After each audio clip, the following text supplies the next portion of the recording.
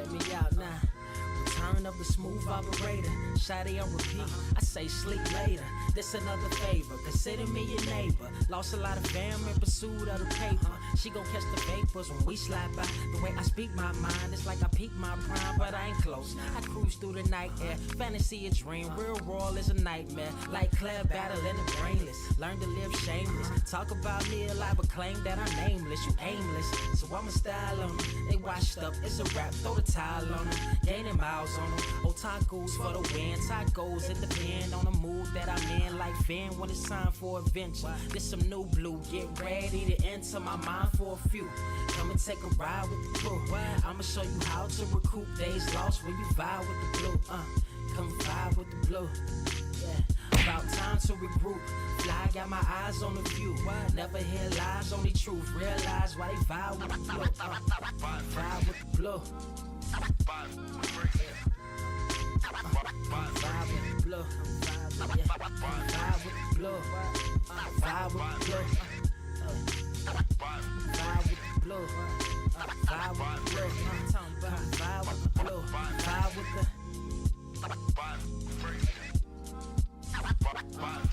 vibe with the sky. Wait, you know the rest. I'm blessed. I see you frontin' like you ain't impressed, but I still get requests. I'm playing Zelda on the GameCube. I quit spamming my music. Don't ever try forcing the links. That's a high rule. The wind waker, Mother Nature on my side too, controlling the elements. Go and check my avatar. I'm arrows ahead. Get the point. Moving forward, the battle scars accumulated over time are reminders of what I went through as a mind of a grinder.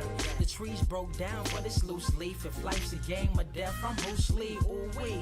Lose sleep on the regular, trying to get this word out. Then I crashed Nebula. Wish I had a very odd parent, maybe two, but it's cool. Everybody pays dues. Now it's time to make moves. Granny didn't raise me to lose. Think I'm in the mood for a cruise. Wanna ride? Come and vibe with the blue. Come vibe with the blue. Come vibe with the blue. Come vibe with the blue.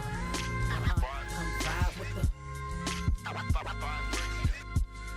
Check this out, y'all. I'm back spazzing like the elderly worth of my cousin Beverly. Never swear away from the truth. Just ask Heather, be weather, be tripping, starting to control like our destiny. Always give you the best of me until the death of me. My weaponry is a paintbrush. Hush, don't tell my secret. They get a hold of it. If you leak it, get it. It's cool. Got you covered though, look. But let me get back to that cool-ish, loose-ish. Why they still lying? They don't do this. Bad at board games, whole world clueless. Selling they soul for Roof Chris. Who's this honored fella? Need a sliced extra mozzarella. Crew got born like they don't trust fun. Why you dodge to tell her? You don't know, but my eyes are better. Life's a gamble, depending on who holding the cards. You can start living at large or it's bon voyage. Charge it to the game. Me and you ain't the same. I'm thinking bigger pictures. Why you still shrinking the frame? Ever blink in the rain? It helps when your eyes dry. Mob with the bright minds. Think you funny, wise guy? Midnight Marauder with a new tribe. Tired of the fake. Come and vibe with the blue sky. Come vibe with the blue sky. Why do you try? We get them high. Take them high. What I do? Come vibe with the blue. Yeah. Come vibe with the blue. Ask what up? Vibe with the.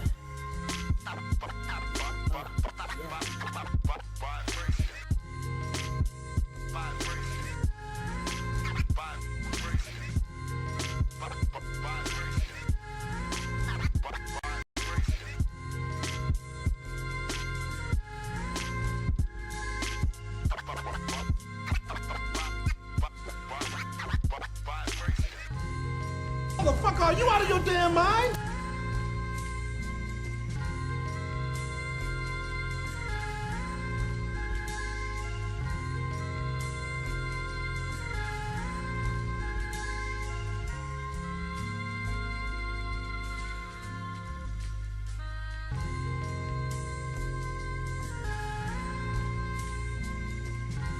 I have seen everything that has ever happened, ever will happen, ever could happen, and yet, what the hell is this? Are you ready? I might take off a couple of heads a night. Somebody give me a guillotine. I just might ride on my enemies. Dog and I fuck on my energy. Nowadays they just talk, but they talk about nothing. Nowadays everybody wanna say something. Goddamn, I'm the man and it feel like it. Give a damn about a hater when I feel like it. Not today, not today, not today, not tomorrow. Get out my way, please, I'm trying to get paid. What is up, Earth's mightiest subscribers? It is your boy Ernie, the Blerd Without Fear. Got the homie Robo of Left Face TV. Welcome to episode 44 of the Nerds of Culture podcast, the woke shade room of the nerdverse. How's everybody doing? Right. We're gonna make that stick. It's gonna be a thing. It'll be a thing. It's gonna be like unlike Fetch, we will make it a thing, which is actually kind of an appropriate joke considering the date. Here, let me set that to October 3rd. Yeah, it's October 3rd, pimp. That means it is both Full Metal Alchemist Day and Mean Girls Day. Ain't that about a bitch? Wait, why is it Mean Girls Day? It's a date that comes up in the movie? Yeah, okay. in the movie. Yeah. Yeah, no. Oh shit. What's up, see you Rouse? Paris Yule. What's good? Where's my here we go. I was like, man, where's my Twitch chat at? There it is. I found it. Look at that Rough Rider showing up talking about beta. Beta. Look, we're gonna keep it alive. Shit, it's not going anywhere. Nah. Look, whether Robo likes it or not, it ain't going nowhere. No, I don't mind it at all. It is funny though, because I'm like, maybe change it up a little bit, and the people said no. We're still yelling beta. I'm like, all right, bet. Yeah. Nah. Look, actually, better yet, you know what? They told you, sir. Nah. It stays. So, Robert said, I acknowledge my Blerd co-in-chief. Yeah, look, hey, you know what? See, Rough Rider knows what's up. Acknowledge me. I need to get the music. I need to have the that needs to be there. I need to get the music. I need to get the tribal chief music. But yes, we are back for another round of Nerds of Culture. Man, I'm gonna tell you right now, just based on some conversations that I've had in the last 24 to 72 hours, this is gonna be an interesting one. It's going to be an interesting one, just based on some things, especially even some things we've talked about. Especially some things we've talked about recently. Okay. Because that's been the conversation. You kind of have me intrigued. It's it's good when the co-host is intrigued. I'm like, ooh. Well, no, okay. Well, no, just the whole thing, like, because we've talked about, we had. When this channel first kicked off, one of the hot button issues of our time was the whole Jonathan Majors thing. Oh, that's right. Yeah, and then later on, you fast forward, we get to the Diddy stuff. It wasn't something we really just talked about, just something that kind of always came up in passing. But the diddlers out here, the diddlers running roughshod across the universe, and or maybe not so much roughshod now. He's been captured, but you know how Arkham is. Arkham has a revolving door. We'll see. We gotta wait for the boom. The hammer to drop. Oh yeah, actually, can you imagine if that motherfucker gets exonerated? Bruh, let me tell you something. If that if that motherfucker gets exonerated.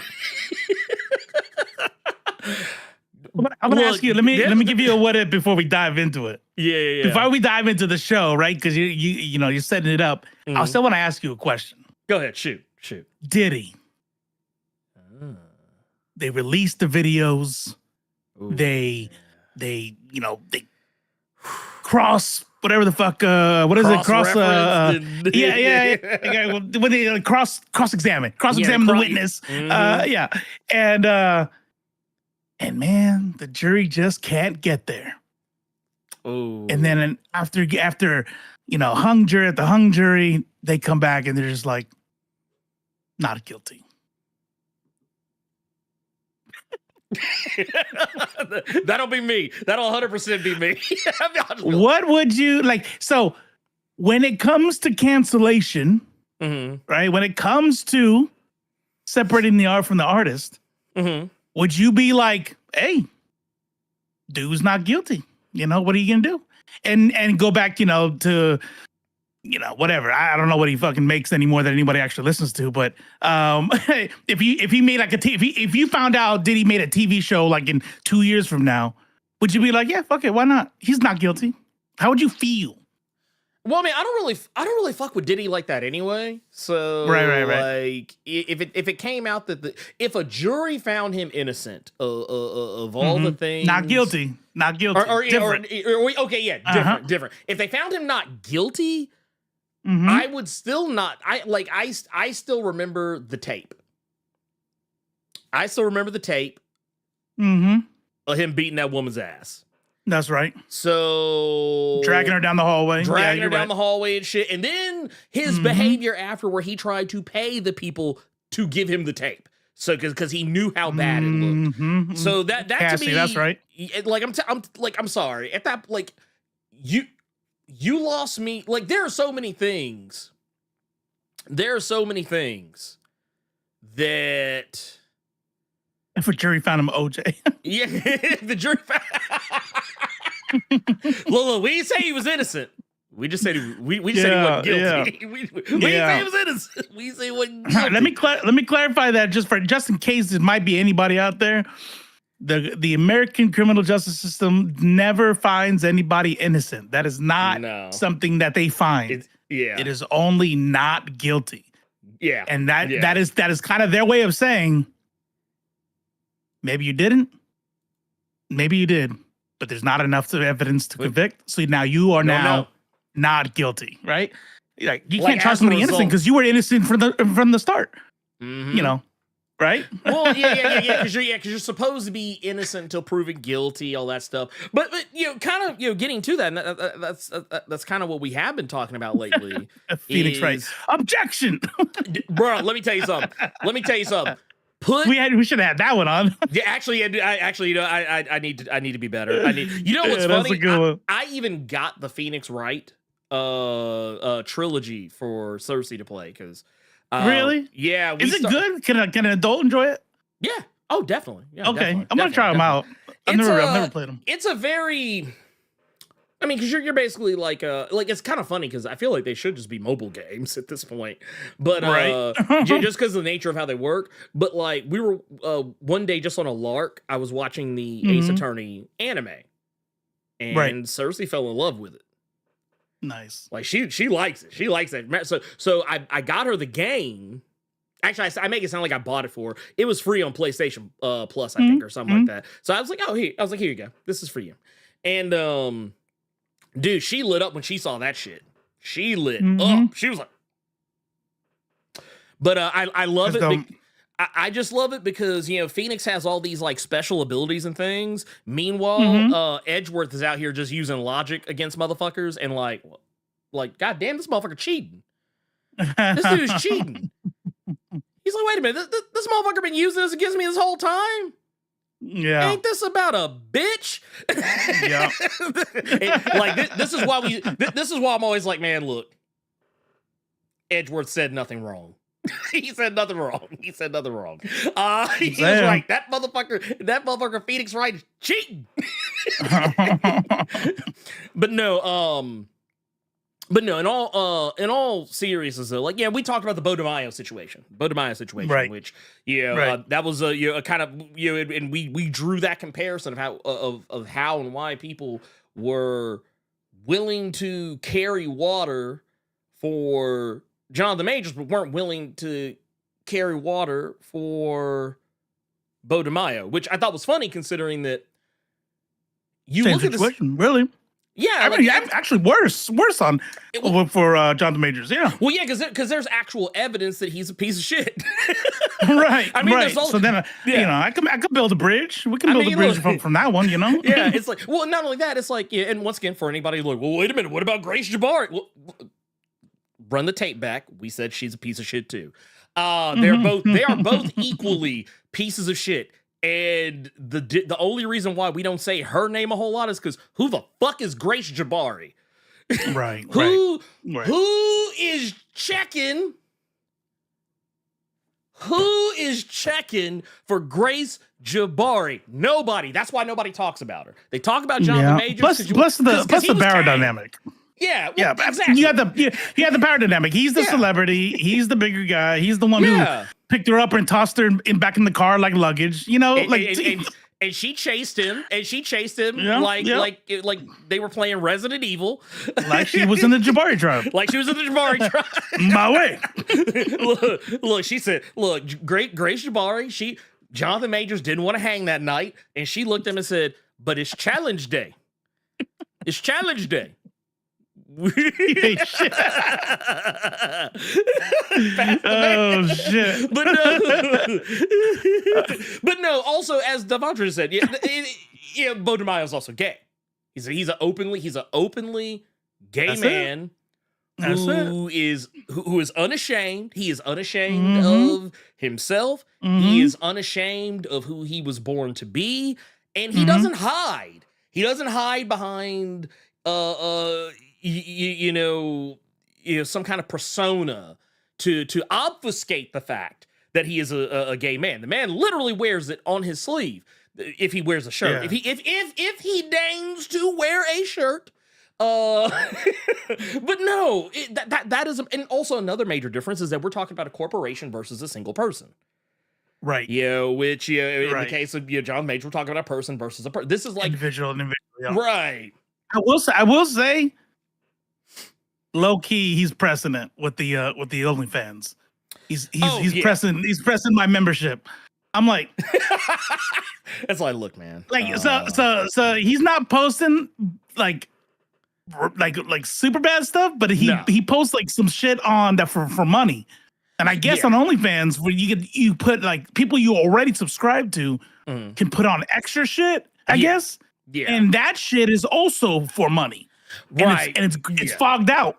And he's like, hey, you know, he'll say something to get people to buy it, like, oh, here's something for the followers. And I'm like, come on, man. Just tell me about Disney. Like, I'm not trying to see that. I can kind of see what's going on here, and I'm not really trying. That's not why I'm here, bro. As a person who I'm bitching while I'm on OnlyFans. Yeah, I was gonna say, as a person who has known, like personally known, both men and women who do content on OnlyFans, as well as even having been a subscriber to people who have OnlyFans a time or two.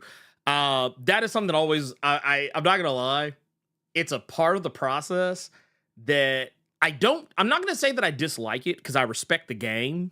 I'm not gonna hate the player. I'm rarely ever, like, there are very few situations where I'll actually say I hate the player and not the game. In this case, I just hate the game. It's like, oh, so you're already busting heads, and now you busting heads for some more shit. Okay, that's I was like, that's something. Hey, but like you said, that's his hustle. I'm not buying it. No. And who was this? That is Devontre. As a gay man, I'm proud of him utilizing sexuality in a way that he finds his own. Yep, and he's getting it right.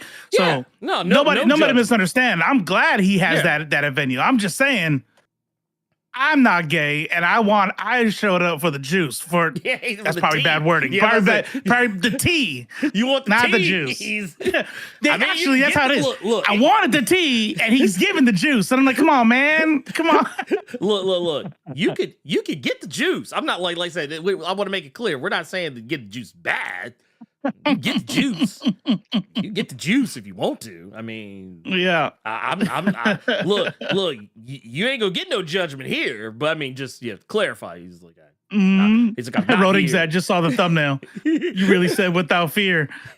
Let's see. Look at his thumbnail. You know, I'm mad. I am mad though, because who did we just bring up? And I forgot. Somebody put it in the chat. Who's the guy we just talked about? The writer. Talking about Bo? No. Fuck, man. My it's gone. Neil Gaiman. God damn. Gaiman. Yeah. Yeah, I should have put him on here. I forgot. I forgot about it. Dude, you know what's funny about that? I've actually seen a lot of people making content lately. Mm. You know, talking more about the Neil Gaiman situation, which I'm glad, because I kind of felt like Neil Gaiman, you know, and I guess that just because of the fact that you know, we haven't talked about it in a little bit, but I mean, you know, we kind of did a whole deep dive into that motherfucker. We got deep into the crust of Neil Gaiman, and because that shit was important to us, right? Well, and it's because here's the thing. What's the saying that we have in the political space where it says, you know, we call balls and strikes. We call balls and strikes, and I'm gonna say it right now. I call balls and strikes. I call them all the time.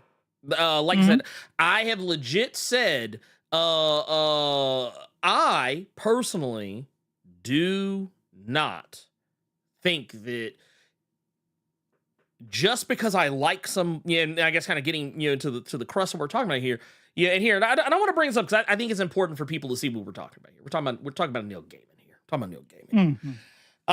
Yeah, Neil Gaiman, which, by the way, I with a bit of a hindsight, like, is he melting? No, I'm pretty sure he's melting. Yeah, I bet he look, because it's a wax museum. The seat is hot. The seat is hot. They lit his ass up. Look right there, look at his eyes melting right off. Look, that motherfucker said, "Man, look, man, y'all cooking my shit." They cooking my shit. Goddamn. He's like, look, he said, "Man, they cooking my ass." Goddamn. But no, he said, not Ernie finding the worst picture possible. Neil Gaiman's gonna be mad. He's like, look, slander. Oh, man. He's like, man, get my lawyers on the phone. Look, Neil Gaiman at this precise moment, just like he's like, bro, what? He's like, God, come on, man. He's like, come on, man. He's like, why you got to do me like this? But no, there's a hold on, I gotta stop looking at chat. Hold on, go ahead. Yeah, chat's on tonight. Hey. See, that's why I can't stream, dude. Like, every time I stream, I don't even get to my topics. I just want to read chat all night. Like, you guys are entertained. You guys should be here. Right. I'm entertained. You guys are entertaining me. Well, you know, that's what, you know, it's kind of funny because I think when you know, and once again, this is no shade to one of our our brothers used to be with us. Y'all remember Chris Cypher used to be on the show with us. When people were asking, like, moment of silence. Yeah. Do I have a bell? I don't think I have a. Yeah, let's say, or pretend we did a 21 gun salute. Yeah, pretend we did a 21 gun salute for Chris Cypher. But no, but in all seriousness, one of the things that I personally feel, is, you know, because when people said, "Oh man, are y'all gonna, you know, get another co-host to replace Cypher?" And we said no. And one of the reasons was, well, for one, we're like, no, it's fine. We're like, yeah, we'll just do it as a 2-man. But also because, you know, the chat is the unofficial third man. That's it right there. The chat is the like that. That is the unofficial third man. Like the chat is always ready and willing to slide into the ring while the ref's not looking and help us get the dub. Okay, if we ever picked up a third person, we would have to change the show format to where it would be like more like Majority Report. That's like, yeah, they're streaming, but nobody's reading the chat. They're just doing their show. Yeah. And then if they read a chat, it's because, okay, now let's see what the chat's saying. Yeah. Yeah. Well, the chat's so important to me. I have it right here and on my screen to the right, so I don't miss anything. You know. Also, it would have to be stay distracted. Well, no. It also had to be a situation where it would have to be a producer. Like, it had to be like a producer that's off to the side in the background. Like, they can't be. I'm not saying because we don't want them on camera, but like, I don't want them to, like, it's because if they chime in, it's like it's a bug, not the feature. Like, it's like because I also need somebody to tell me, like, Like, yeah, it's like, yeah, dude. You've been talking for like 11 minutes straight now. Like, let's go. Let's get. Look, wait. You know what? Look, I have to get the wrapping up box. Be like, because like some of y'all, my wrestling fans, y'all know what I'm talking about. But y'all remember the pin. I want to see how old. I want to see how old some of y'all are. I want y'all gonna telling yourselves if y'all remember JR.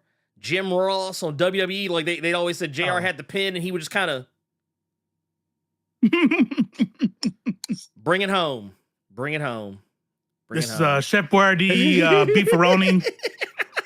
I said, look, man, I forgot to eat. I'm tired of it. Man, I'm not going to sit here 2.5 hours and not eat. So I'm be like, man, that's crazy. Art versus artist, right? Man, he's like, dude, that's wild. That's wild. Dude, that's crazy. That's crazy, man. Anyway. But no. Also, let's see. Was this? All right. I'm kind of running it back. Did I see? Yes, I did. Thank you for keeping me updated. Thank you for that. The pen is mightier than the sword. Did Blerd just say they're gonna start pulling guest hosts from the chat from time to? No. What we're saying is like y'all are just. Y'all are hilarious sometimes. So like, it's kind of like y'all are the unofficial. You're the unofficial third. But Shepard struggle meal, man. You're not wrong. Nah, that shit hits. I'm that dude that has struggle meals just like for regular though. You know? Oh yeah, like, dude. Let me tell you something. I still use regular sliced bread for the bun on a hot dog. Oh, my son gets mad. He's like, you didn't get buns? And I'm sitting there like, yeah, there's bread right there. He's like, that's not the same thing. It's the same damn thing. It's bread, right? Dude, let me tell you something. Let me tell you something right here. The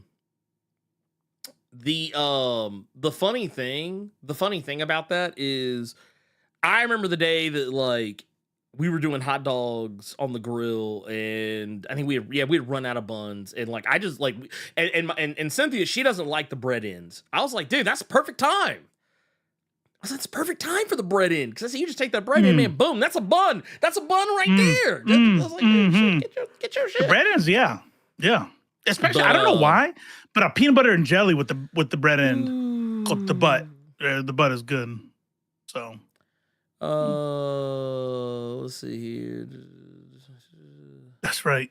Let's see. Let's see here.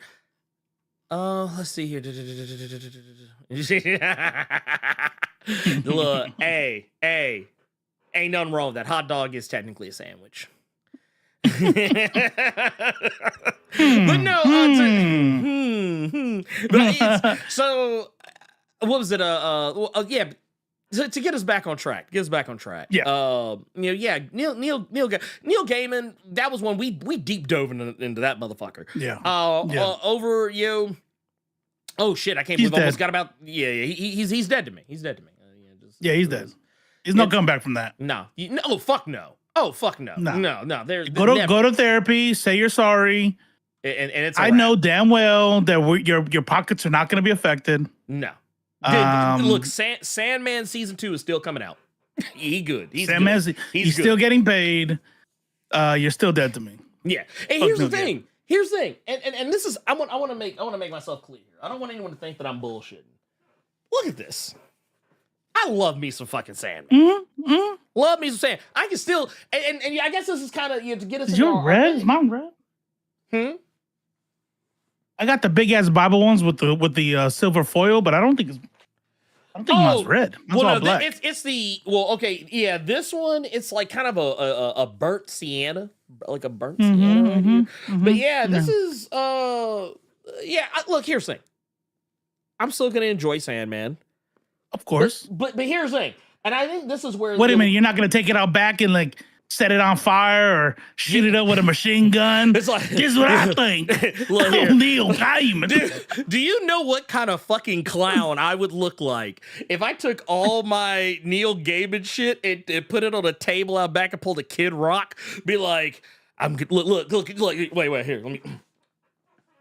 I'm gonna be as clear and concise as humanly possible.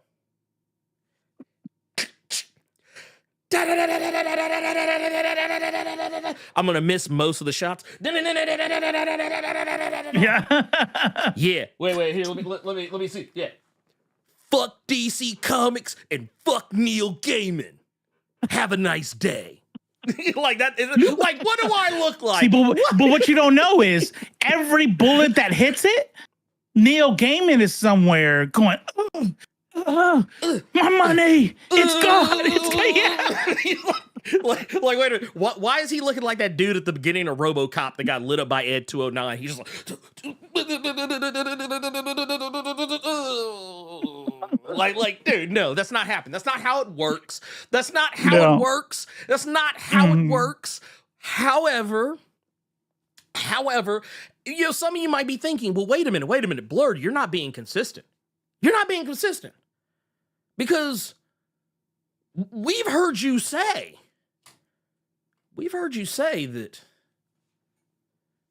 people who are problematic, you don't like to give your money to. You don't like to give your dollars to. Well, here's something I'm going to tell you, a little trick about myself. Let me bring the Bible back out. This Neil Gaiman. Gotta blow up the top. Wait. Yeah, that's it.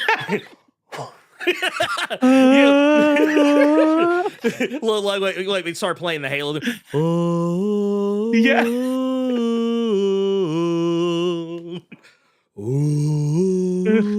Yeah, no. But no, the thing is, I didn't buy these from Neil Gaiman.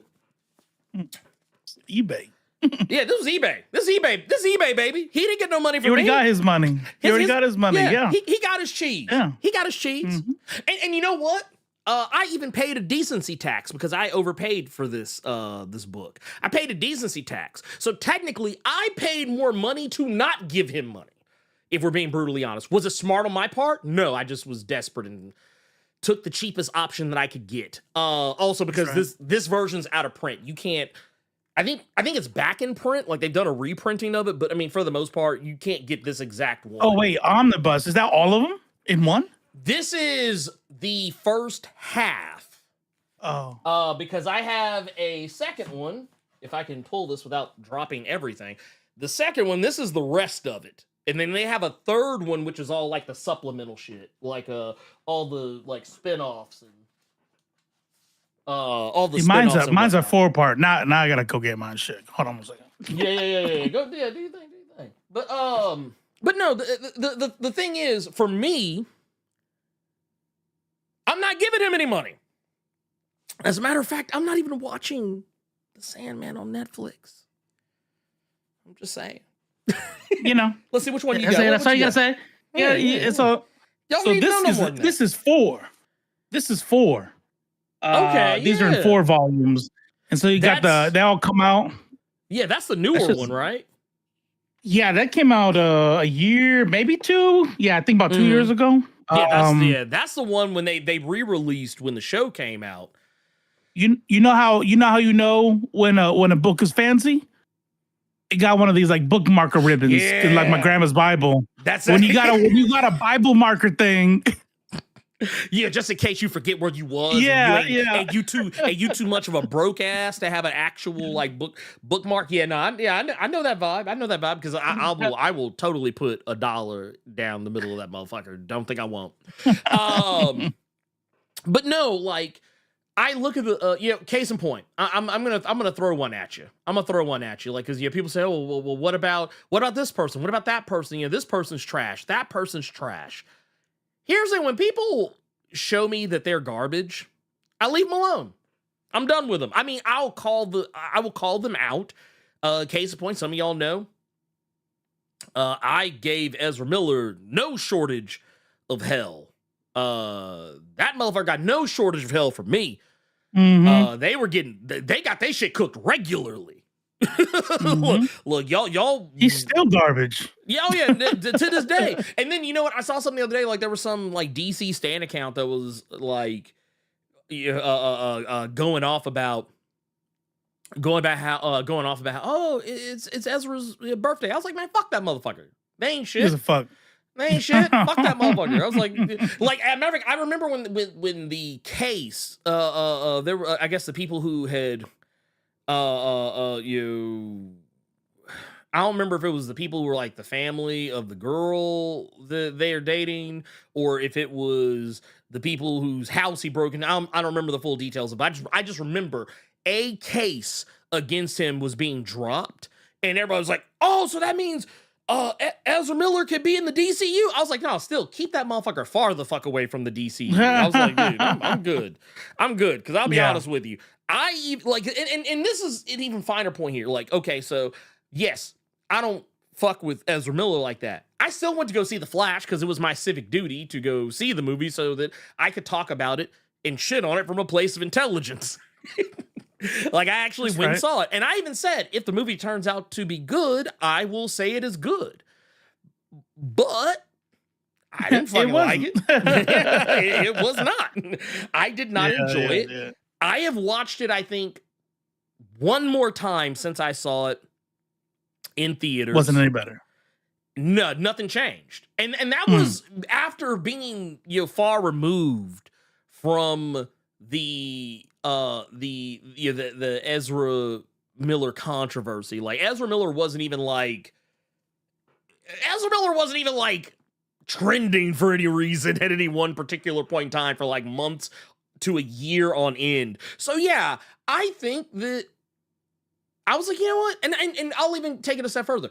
I didn't even mind going to go see the movie, not so much because I was like, well, I can justify it because it's my job to do this. Yeah, I'm throwing myself on the sword, voluntarily. But at the same time, I was like, there's more motherfuckers in this movie than Ezra Miller. Like, there's a lot of people who like put their heart, soul, and shit into it. And I guess that's kind of where I'm going with this. When it's some shit where the artist is just a cog in the wheel, or just a cog in the machine or whatever, a spoke in the wheel or whatever, then I don't really cog care. In the machine. Yeah. That it just one of them. Yeah, whichever one.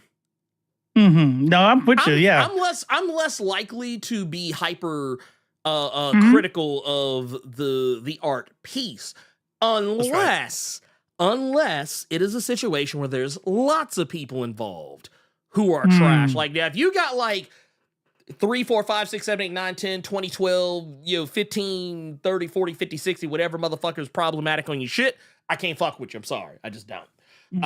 Like, when I saw that shit, what was it? Was it Martin Scorsese or who was it that was it? Oh, no. It's Francis Ford Coppola, if I'm not mistaken. What was that movie? Megalopolis? Where motherfuckers were somehow like, oh yeah, no, I went out of my way to look for people who were canceled by Hollywood and whatnot. What? Yeah, it was that whole thing, and it was funny because I missed that. Yeah, he was like, yeah, I went out of my, I wanted to have people who had been canceled, like, because I don't. Of course you did. I was like, yeah, I was gonna say because your ass got canceled. That's why. Fuck you. But no, and it definitely made it cheaper. I'm sure. Oh, I'm sure it did. Oh wait, Adam Driver's on there. Well, the thing is, it's not Audrey even so much Plaza? that it's not even so much that they are like all like canceled people. John Voight, I see. Yeah, John Voight is it's like it's people like Shia that. LaBeouf. Yep. So you see where we're going now. But yeah, I was just like, dude, I was like, man, fuck that guy. I don't care about this dude. Well, you know what? I know more about that movie just by virtue of that one little clip that's been floating around the internet where Adam Driver's like, go back to the club. Like, I was like, okay, I was like, first off, that is one of the worst delivered lines. That's one of the worst line reads I think I've ever heard. But at the same time, it's kind of the best because it's so stupid that I'm just like, I'm like, okay. Yeah. Okay. Yeah. Okay. Yeah. And let's say Alita's wants to say Angelina Jolie don't even fuck with John Voight, and that's a dad. No, it's just facts. What was it? Eric Roberts. I don't really even like when I saw that Eric Roberts was willing to debase himself to make a movie with the Daily Wire. I was like, all right, yeah, it's a wrap. I was like, it's a wrap. That's right. Unless you know where they're at. Yeah, you're a part. Like whenever I see actors, singers, songwriters, whatever. What was it? Oh God, what was it? The thing everybody's calling GrifterCon that just recently happened. I remember there was this band that was listed as being one of the features. Also, I don't know if you, I don't remember the name of the convention. You probably know what I'm talking about though. But it was gonna have like Jordan Peterson, Russell Brand, another canceled person, because of sexual impropriety. Like a right wing one. Yeah. It was like a big, like it was gonna have all the greatest. I think I know what you're hits. talking about, Yeah. and it freaking it like had like nobody show up. Yeah, Well, it was like people showed up, but it wasn't the type of crowd they were hoping for. That's right. And but it was like Brett Weinstein, Dave Rubin, and Jordan Peterson. I think Rob Schneider was supposed to be. It was just a bunch of it was like literally low rent like celebrities that were there. But one of the bands that was supposed to be there was Skillet. And for those who don't know, Skillet is like a Christian hard rock band. Which I was not surprised that they were going to be there. But I just thought but when I saw it, I was like, noted. I was like Skillet's one of those bands I've never actually gone out of my way to see. They're that band that happens to be opening for a band I'm actually coming to see. Oh, so they don't just do Christian stuff. They do heavy metal and Christian stuff? They are like all their music is labeled as like Christian hard rock and Christian metal, whatever. But they'll play at like secular shit though? Yeah. And then they'll open with like Christian heavy metal? I mean, yeah, they don't have any other type of music. All their music has that message behind it. But like, I think they have like one song I thought was cool, like back in like the aughts. But like to put a finer point on it, it was I think Cynthia and I went to a show where it was going to be like we actually were specifically going because one of like our mutual favorite bands. In this moment was going to be performing, and we got to go like to a meet and greet and meet the band and all the other people, yada yada yada. Skillet was there. We got to meet them too, and I was just like the whole time I was just like, oh, I'm good. But no, it was like Papa Roach and a bunch of other people that were there. But it was funny to me because I was like, this is having kind of been a little close to the music industry. It just in terms of like the hard rock and metal scene, a well-known joke within that community is that most of the bands who claim to be Christian bands or Christian rock, Christian metal, Christian whatever, they aren't really. It's just a niche for them to make money off of. Right. Because it's one of those things where it's like, if you are a band who is not actually like a Christian metal, Christian rock band, but you otherwise have either decent or good music, that kind of puts you a step above anyone in that arena who is a legit Christian rock, Christian metal band, because 99.9% of the time those bands actually suck. Like their music is terrible. And it sounds terrible because like I'm sorry, when you write music for the Lord, it has a very certain vibe to it. And that vibe just doesn't hit right for a lot of people. Right. Especially me. I'm not no shade. I'm just saying that like when it's about God, it's like, oh man, this shit sounds unless it's gospel, but then that's just because you have soul in it, Right. So it's different. It's different. It's a little different. They can sing anything. Yeah. You can sing anything. It just happens to be about God. Yeah. But if you have a band that like is like, look, we're just gonna say we're Christian metal, but we really just we on that bullshit. Look at it. We outside. We outside. You know us, man. This was jokes. This was jokes, man. We actually out here with y'all. No, it's like, oh, we're actually good music. Or decent music, and it's like, oh, okay. Honestly, it's no different than if, for whatever reason, someone allowed me to fight like 2 weight classes below what I should be. Like, it's kind of like, all right. Or I wouldn't say weight classes, 2 skill levels beneath me. It's no different than like, you get to the end game. Yeah, you're maxed out stats. You got all the good weaponry, and you're going back like was it when I used to play Pokemon? Sometimes I would be running around with all my legendaries and shit, and a Rattata would run up on me, and I'd be like Mewtwo, Hyper Beam, and Mewtwo's just like he's like even Mewtwo is like, look, man, I know the circumstances of one's birth and shit, but okay, it's like I don't. He's like, I mean, you sure? I said. And Like- as soon like as Mewtwo freaking looks back, the camera pans and all you see is Right. is down by Blerd's, in the foreground is Blerd's legs, and in the background is Mewtwo. Yeah. And then all of a sudden from the side, from outside the screen, a whip falls down. Look, I'm gonna snatch Mewtwo and be like, motherfucker, I said, Did you hyper just beam. question me? Kill him. When I say hyper beam, you hyper beam, okay? You don't fucking question me, okay? Okay? Like, do the button lift, That's do the right. button. Nothing. No. I'm a hyper beam. Sorry. I'm a hyper beam, sir. I'm sorry. But no. Hey, Gavin Churchill says something about a hot take. I think separating art from the artist shouldn't apply to R. Kelly or Diddy, like they both EDPs. So let me make something clear. The thumbnail is, first of all, that's not a hot take. That should be a normal take. It should be a hot take to think you can separate the artist and the artist from people like that.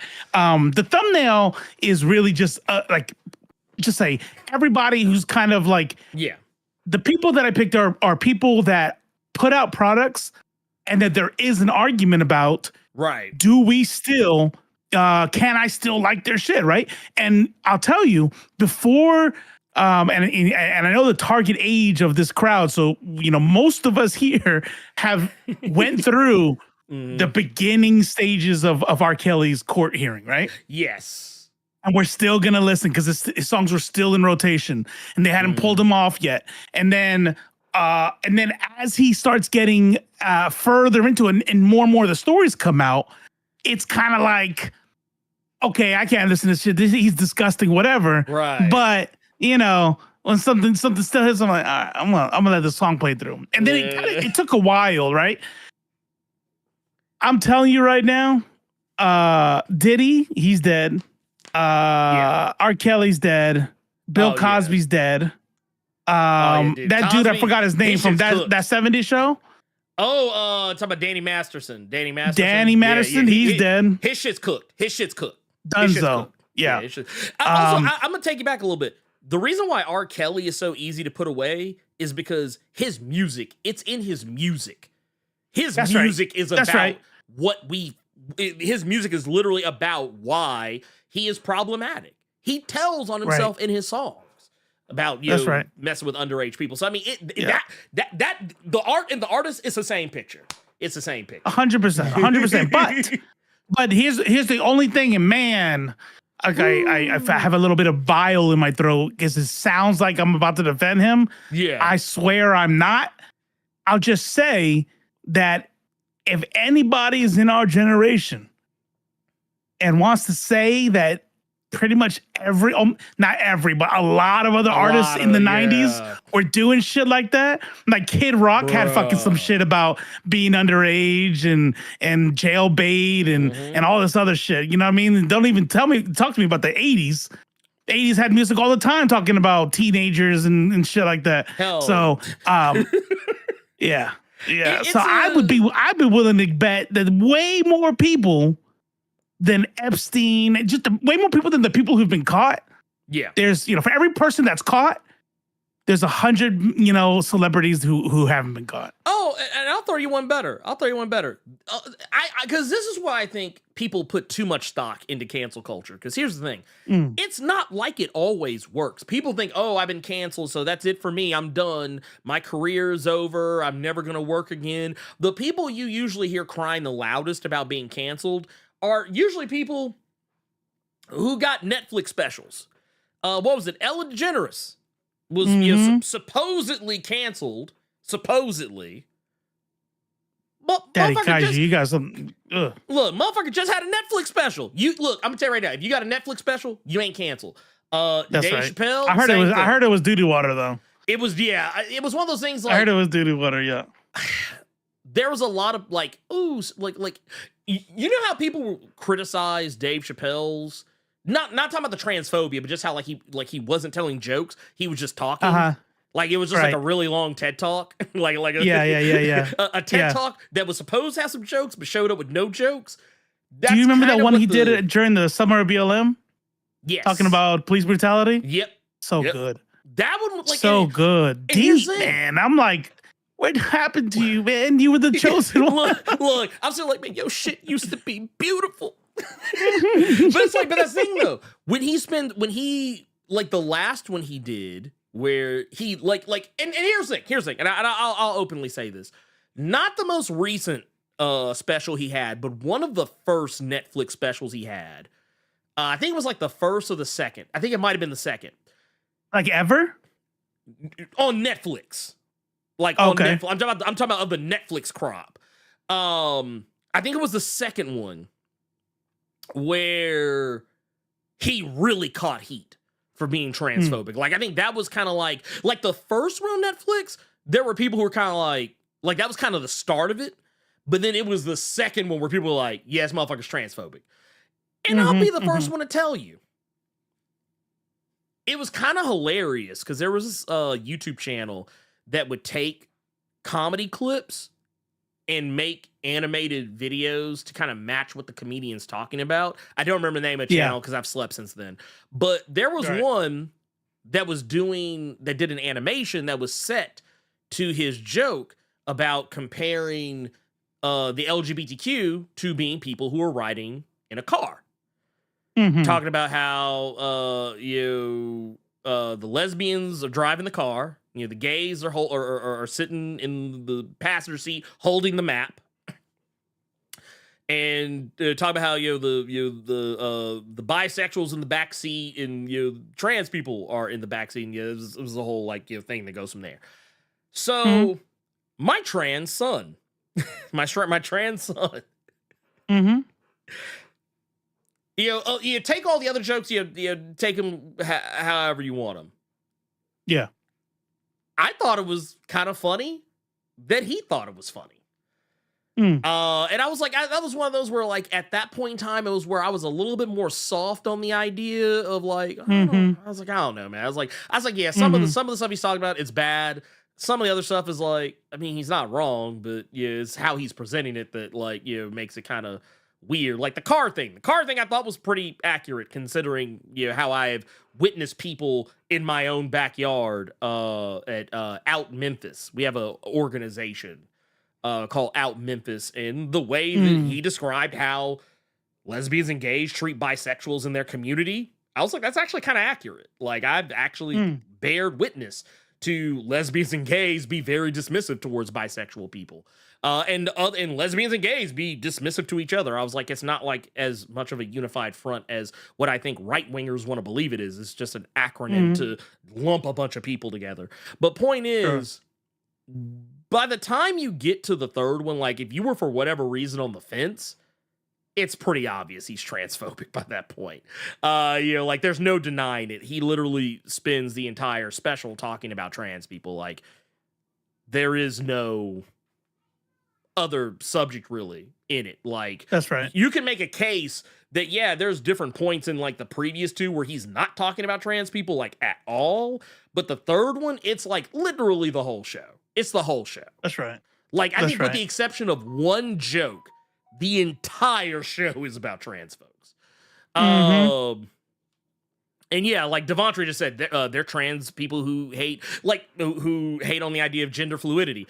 And that's why I always tell people it's gender, not more than the heels versus babyface guy. He really hates gender ambiguity. It makes him. Yeah. I think I'll tell you what, I think the reason why a lot of these people get passes, because and I don't think they meant anything by it, right? But they said, okay, these people we can't separate the art from the artist, right? So but then we have other people. That means that some of them you can. And obviously for me, I guess some, if I were looking at the thumbnail, I pretty much, well, I think it's because I don't know enough about it. What's the old girl's Ryan Reynolds' wife's name? Oh, Blake Lively. Blake Lively. I don't know the story behind it, really. I know that she was So I know they got married on a plantation type shit, right? So well, no, okay. So the reason why she is being canceled it's actually kind of a 3-pronged thing. So it's a lot of the older stuff that people are kind of resurfacing. That's a large part of that's a small part of it, rather. The most recent thing was because of the movie It Ends With Us, which I haven't seen yet. It's in the good place, but I just haven't taken time to watch it yet. It Ends With Us, okay. Yeah, it's the one where it's like it's supposed to be about domestic abuse and things of that nature. And where she's doing press junkets and interviews, she's kind of like it's a situation where the guy, I forget the name of the guy, but the actor who she's acting opposite of, who technically plays the, I guess, more problematic character, I presume, he's actually being like hypersensitive to the situation, being very advocate for the situation, and like you're trying to be like, hey, if you're in one of these situations, you call this number, you need to go find help. And this is serious subject matter. And she's like on interviews, like laughing and joking and hee-heeing and ha-ha and skinning and grinning and cackling and acting and kind of like not really just taking any of it seriously. Wow. So that was another reason why. But then it was those interviews that led to people.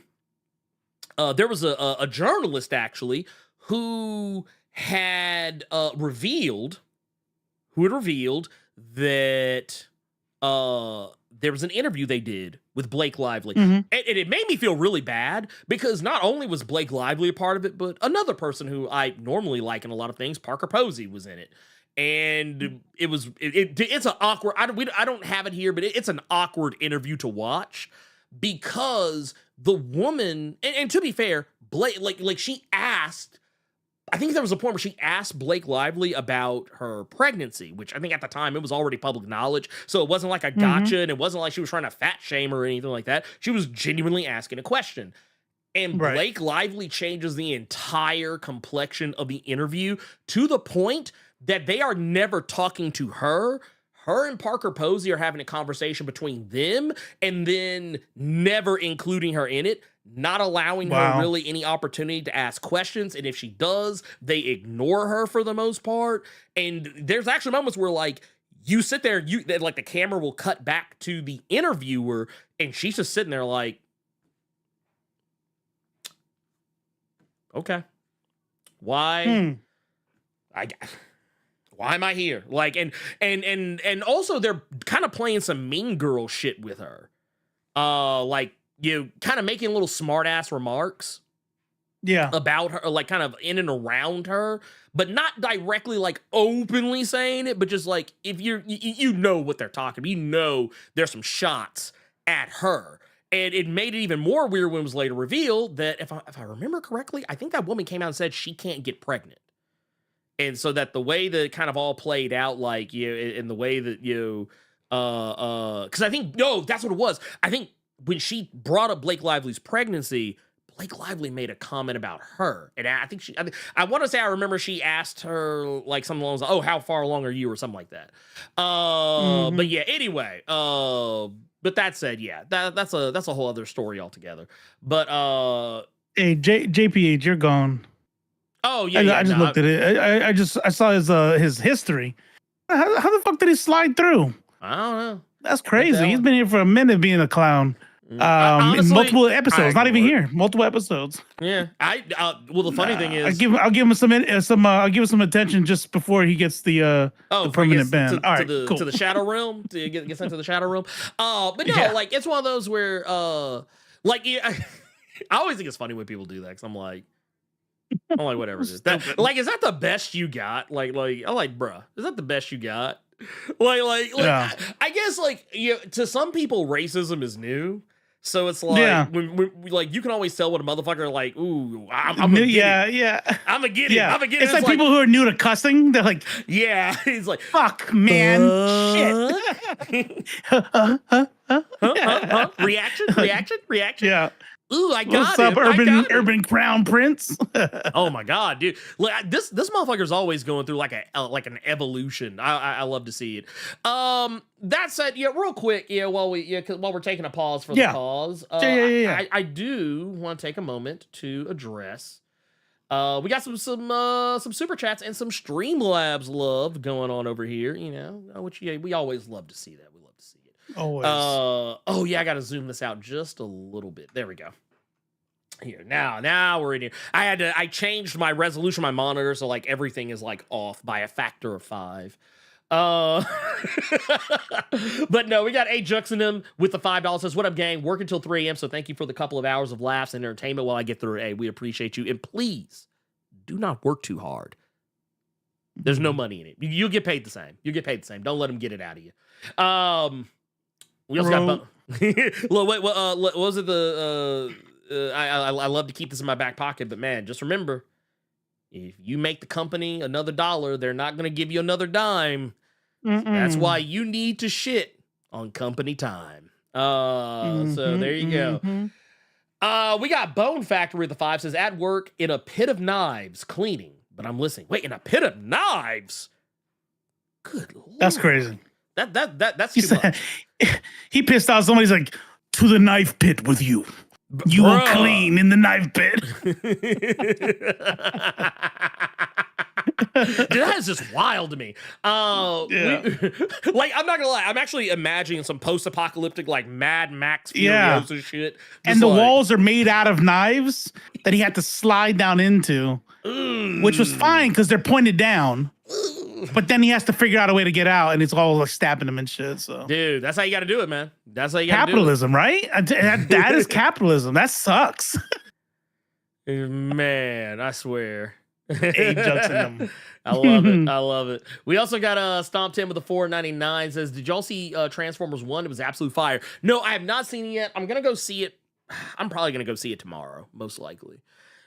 I might actually, I'm probably going to force myself into a double feature because I've heard how bad Joker 2 was, and I kind of want to see it for myself just to see. Yeah, I how gotta bad see it. I gotta see it. But the Rotten Tomatoes has dropped to 40%, which it was a little bit higher, but it was a bit, actually, I think a fair bit higher before. But yeah, it was. I like people who are reputable reviewers who have gotten to see it early, people who I know didn't hate the first movie, or at the very least thought it was okay. Yeah. Even they are like, this is bad. Like, this is very bad. Like, it's wild. It's wild. So that's actually the reason why I want to see it. I actually want to see it just be like, man, how bad is it? How bad is it? It got a 40% on the tomato meter, Rotten Tomatoes. Yup. And not only that, I have seen multiple people be like, who was this for? Like, because is it really a musical? Was it a musical the whole time? Supposedly. Because I'm more upset than everybody because I'm one of the few that like the first one a lot. So if this is how, like, this sucks. I mean, the way I'm talking, like, most people are gonna be like, the first one sucked. Okay, but as somebody who didn't think the first one sucked, if the second one sucks and it's like, and they just change it up into a musical, I'm gonna be mad. Yeah. Well, look, I don't want to be. Look, I'm just gonna say this. You don't hire lead. Some bad news. I'm sorry. It's oh shit. But yeah, I've seen a lot of people, like even people who were fans of the first will be like, who asked for this? Like why? Yeah. Like, and you know, once again, and I said this before, I was telling people this, and people were criticizing me for it, saying that, oh, this take is gonna age like milk. This is gonna age like milk, and da da da da da. But here's the thing. Now the same people, the same folks who were telling me it was going to be, great, that I was wrong to criticize a movie I haven't seen yet. Here's the thing. They're now saying it.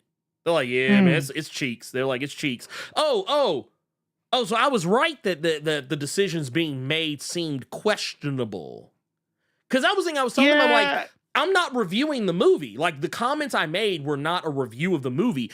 They were a criticism of the choices made based on what I saw and what I was told from the people who made the fucking movie. What choices were red flags to for you? The fact that it was being made into a musical. That's like really, that's the biggest one right there. Yeah, I was like, why? Well, and I say this as a guy who is not a fan of musicals. I don't like musicals. I think, I can literally you say that as a man who does not like musicals. As who does not like musicals. I don't enjoy them on like the ones I do, they are all situational.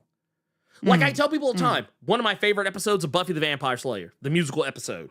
One of my favorite episodes of Star Trek Strange New Worlds, the musical episode. I actually like, even though I'm not, I don't think it's the greatest thing I've ever seen. I do like Sweeney Todd.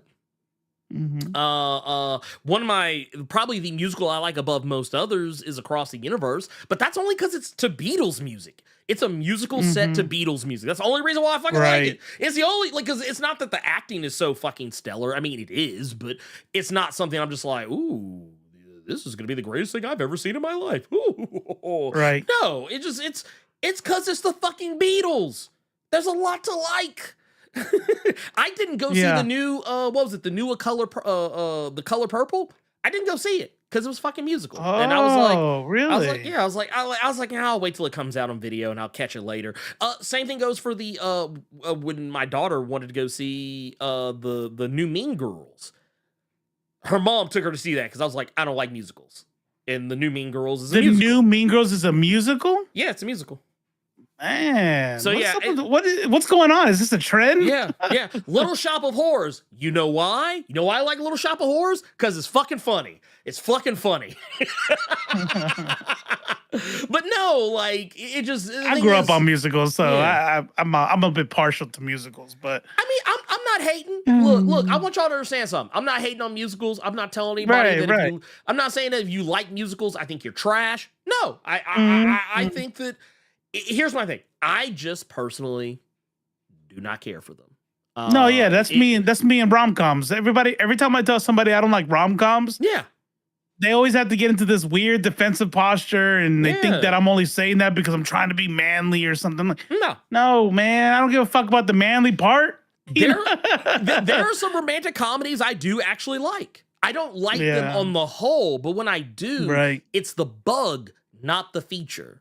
That's right. Like Wedding Singer. Like there's really like maybe 2 or 3. But then when you realize they're all the same movie, and it's like they're all the same movie. 100%. 110 million %. They're all the same fucking movie, basically. But no, I will definitely say, there's some that I'm like, okay, that was actually, just serviceable. Like, it's one of those things like if I like a romantic comedy, it's not because I think, ooh, romantic comedies are totally in now. It's like, no, it's like that was a movie that I just so happened to think was not bad. I don't love it. That's right. But I find it acceptable as entertainment. It'll like if it's on, I'm not gonna change the channel. That's right. But that's right. Let me bring it. Did you have more to read? Yes, we do have one more. Go ahead. This is right here from Mootelp. Says, kind of broke, but been watching y'all for a minute anyway. Stay cooler than ice. Man, look. Hey. First of all, let me tell you this. Thank you. Yes. But if you're broke, we don't need your $5. Nah, man, you keep that. You didn't have to do that. I don't want to speak for Blerd. Yeah. For all I know, Blerd's like, bitch. I'll take that motherfucker. I mean, look, you're gonna get $5 less this month. Then how about that?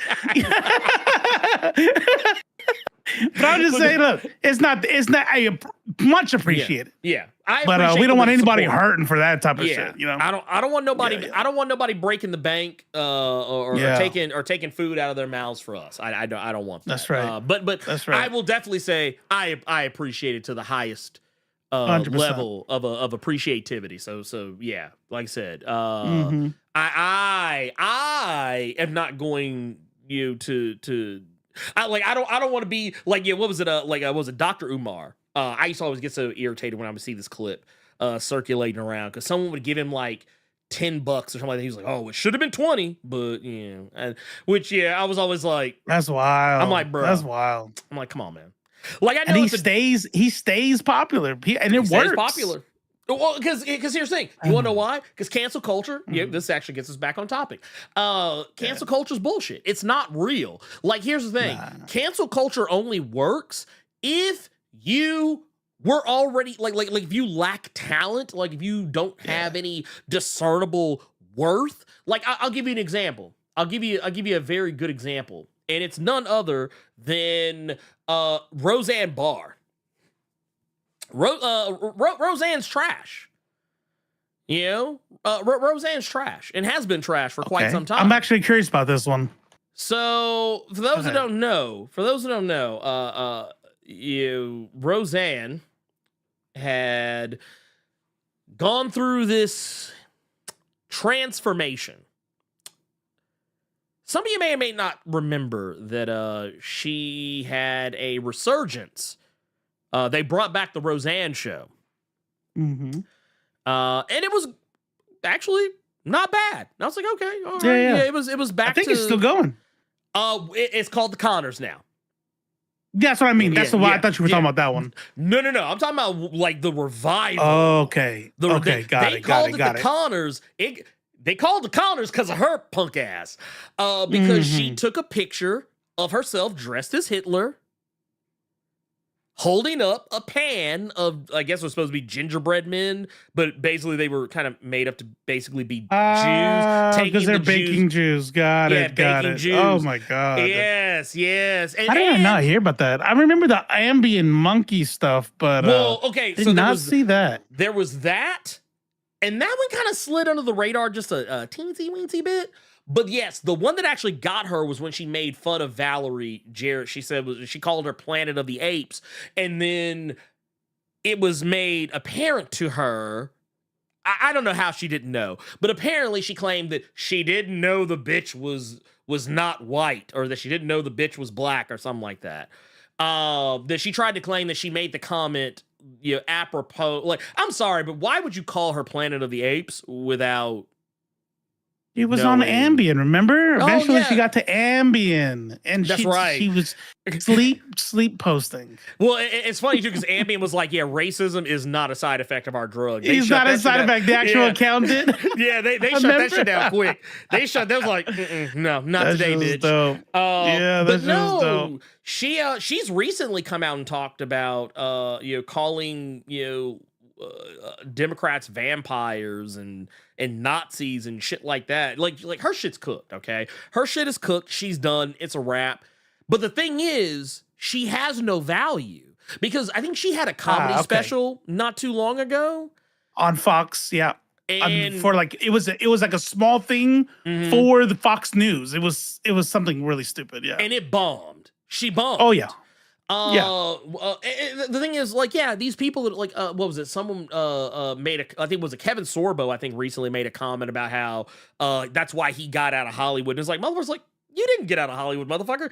Motherfuckers don't offer you work. Yeah, like, that's why. You're trash. You can do it, dude. Always. Like every time you see somebody like that, was it Rob Schneider? Every time you see somebody like that, it's always somebody who's washed up, who doesn't have a career anymore, and then they go, I know how I can get it back in the limelight. I know how I can become relevant and get a paycheck. And it's funny too, because all these celebrities do the same shit that the YouTubers do. They look at YouTubers making all this goddamn money, and they're like, shit, okay, I'm a nobody. I can't get work for nothing. I'm gonna do that. Let me tell you something. You know how I knew Roseanne's shit was cooked? She was on the quartering. No. That's embarrassing, dude. The quartering was able to embarrassing. book. No. Y'all don't understand. The quartering was able to book Roseanne. That's embarrassing. That is how you know you ain't shit. Here, let me see if I can actually. Was it Roseanne? You go from being America's favorite white middle class mom. Dude, check this out. Check this shit out. A guest on the quartering. Oh, bro, no. Dude, her shit is cooked. And I guarantee you, when he locked that in, he was so happy.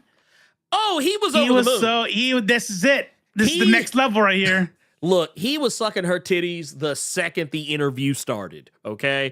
He was literally underneath her like she was the content cow and just milking the fuck out of that bitch. Damn, that's wild. Dude, he was kissing her ass. I'm talking about like both cheeks. She was like... He's like, ooh, let me get 2 times. Can I get another? Can I get another? At the beginning, I thought you were going to say... because you said cancel culture is not real, and then you brought up Roseanne Bar, and I was like, oh, because it's like there's few people where I feel like, okay, if we want to talk about cancel culture, it's only actually happened a few times, and every time it happens is because somebody does something egregious. Right. Roseanne Bar is definitely one of those people who have been canceled and have been, but here's the thing. I like that when people bring up cancel culture as not being real. Yeah. Because there's just two ways to say it, right? There's people who say there's no cancel culture. This is usually how we say it. When we say cancel culture is not real, it means it's not cancel culture, it's consequences, Right. type shit, right? It's consequences culture. That's right. That's right. Other people are like are saying like there's another way to say it, and sometimes we mean it this way too, is you never got canceled. And then you look at people like Dave Chappelle. Yep. But how you calling that motherfucker canceled? He's still making millions, right? Right. Now, there's another one, and it's people who do fucking felonies. You know what I mean? Right. That's different. You can't call fucking Bill Cosby canceled, after raping 732 women. It's like, come on, man. Oh, well, yeah. What was it? Yeah. Remember, we talked about this guy, Ed Pisker. Remember all that shit happened with Ed Pisker? And the thing is, it was like, here's the thing. Ed Pisker was technically canceled, sort of, but then he can't. I mean, I'm not trying to be dismissive. What I say is he canceled himself. Wow. Oh, you still said it. What? Well, I mean, here's the thing, though. The text message. Okay, look. Let me here. Look, I'm sorry, y'all. I'm danger. I did not think you were gonna keep going. Oh man, that's rough. I mean, but now we're canceled. Yeah, now we're canceled. But here's the thing, though. Man. Here's the thing, though. This is what I always say: judge me by my enemies. And you know what? Yeah, I'm gonna quote another YouTuber, Hoots. Don't respect the dead. Don't respect the dead. We don't respect the dead. No, I'm sorry. No. America, this is the prime time to talk some shit. This is look. You know what? Here, I'll play. I'll play this because I know I was a little out of pocket. He's out of line, but he's right. But no, here's the thing. Text messages were put out that basically revealed this dude was up to some shady stuff. Now, we never got to see the some result of his cancellation because he unalived himself, I think, within 72 hours of that stuff coming out. That's right. And the thing, and then it kind of got dropped because, he's not alive anymore, so it got left alone pretty much. But I actually shudder to wonder what more we would have learned had he still been here. I'll also that's how you knew it was bad. Yeah, that's how you know. No, 100%. It's like okay. Yeah. He's like, well, this is Don't over. let the door hit you on the way out. Right? And here's the thing. When that news came out, yes, his public appearances were canceled. Public appearances, I think he was supposed to have in his own backyard, like his own hometown, like his state of residence. But you also got people like Joe Rogan. Like, sometimes Joe Rogan likes to talk about being canceled or, I'm going to get canceled. You can't be canceled. You're like the #1 podcast on Spotify. You literally get paid by Spotify to exist. That's right. I mean, there was a pretty concerted effort. Remember we talked about how like consumer boycotts are stupid because everybody wants to do their own thing, but targeted boycotts is how you do it. There was a literal targeted boycott on Spotify. Yeah. Like they lost, it was news. It was like they lost money. Like, and they rolled the dice. They held on and did not let go of old dude. And they were right. Everybody just came on back, including yours truly. Right. Oh, Gamma. Gamma just talked about Gina Carano. That motherfucker ain't canceled. She's still getting work at the Daily Wire. It's at the Daily Wire, but she's canceled. She's canceled. When you fumble a Disney bag and now you gotta go make $72 with the Daily Wire. Wait, what was that movie she put out? That Western? It was like a Western she did. That joke went double plastic. It went double plastic. All 13 people gave it 3 stars. I mean, look. As you can see. The more you Yeah. fuck around, Yeah, the that's more what I'm you're gonna saying though. find Like out. you got to do something crazy. You gotta be out there being outright racist. This and that. Now, I 100%. remember what I wanted to say. I'm glad we said that because I want to go back to the thumbnail. Oh, The thumbnail is interesting to me, right? First, I made the thumbnail to really kind of like, here's some prominent names. That's it. There's nothing deep about it. But as I look at the thumbnail longer, I sit there and I'm like, it's kind of weird, the people that we give passes to and the people we don't. Oh, 100%. You know what I mean? 100%. And it's always based off of the topic. Now, when we look at people like Diddy and R. Kelly, that's crimes against children. Yep. And they're going to go all the way 9 times out of 10. You're going to be you're probably a troll or a dumb fuck or you're ill if you think that that you could still be a fan of them. Okay, great. Yeah. No, 100%. But outside of that, Chris Brown beat the living fuck out of Rihanna. Bruh. Beat the living fuck out of her. Yup. He's still doing his thing. Still making albums, still dropping albums, still being guest starred. Did he get on nominated tracks. for some shit? Did he get nominated for some shit recently or something? Or perform at some I don't big even know. I was like, dude, this Oh, I motherfucker's think still he out here. did. No, there was something because I remember talking about like Chris Brown. Like, hello, what the fuck? Yeah. Like I was like, dude, like really? Okay, I guess. Yep. Yeah. Yep. Jonathan guess. Majors. Yeah. I would say he's the least canceled. Now, Well, okay. he Here's the thing did with Jonathan lose his Majors. Disney bag. And a lot of his movies got dropped, but one of them did recently get picked up. Now, whether so it could be theatrically released, but I don't know how that's gonna play out. I think he's gonna be fun. Yeah, he'll look. I think he's gonna be fun. He's gonna bounce back. He's gonna bounce. Like, you remember Louis C.K.? Louis C.K. got canceled for beating the schmeat in front of other people. And That's right. But he didn't know that was wrong though. Yeah, he didn't know it was wrong. But he's back. He said, "My bad." He's back. Yeah, This he's motherfucker, back He's got with a comedy vengeance. specials. Yeah, he's got comedy That's specials, right. dude. Sure Look, shit. I'm sorry. Sure shit. Was Ricky Gervais? He got canceled, and motherfucker had 2 or 3 Netflix He's specials back. since then. You can't Yep. have. Look, No. if you have a Netflix special, you ain't canceled. Okay, you ain't canceled. Yeah, If you got a yeah. movie in theaters, you're not canceled. let me just say this. I think it's funny that the passes we give to people are always going to be based off of how we perceive their crimes. Right. One of the things I always like to talk about is how I try my best to keep a consistent framework. I tried my best to, if it's how I think of things. So sometimes I sit there and I go, is this transphobic, for example? And of course, 9 times out of 10, everyone who's not trans is saying like, that's not transphobic. I'm like, okay, time out. I don't know. And even me as a cis het dude, like, it doesn't seem transphobic. Hold on. Let me do a little exercise. Mm-hmm. If I just replace all the parts to make it match up with race, would I find it racist? Correct. And sometimes I go, yeah, no, okay. Other times I'm like, yeah, it would be. So it's transphobic, and I don't want to be that person. But if you notice, right, unless we're talking about actual federal charges like Masterson, Bill Cosby has a lot of supporters. Oh, A lot of people who think that he's only being targeted as because he's a black man, because America can't stand to see a black father as the #1 American dad, yada yada yada. But this still, we're talking about federal charges here. Yep.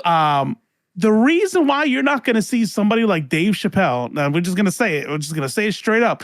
The reason you're not going to see somebody like Dave Chappelle get canceled is because most people don't give a fuck about trans people. That That's it. is like I'm just gonna go ahead and say it. That is the correct answer. That is the correct answer. It is Because I bet you fucking money, right? I bet you money. I'm not super sure actually, because we still just that I'd be contradicting myself with Chris Brown, but he would probably be in a worse place if There's a little tiny guy because I really can't stand his face. Like fucking want to hit. Like he has a really punchable face to me.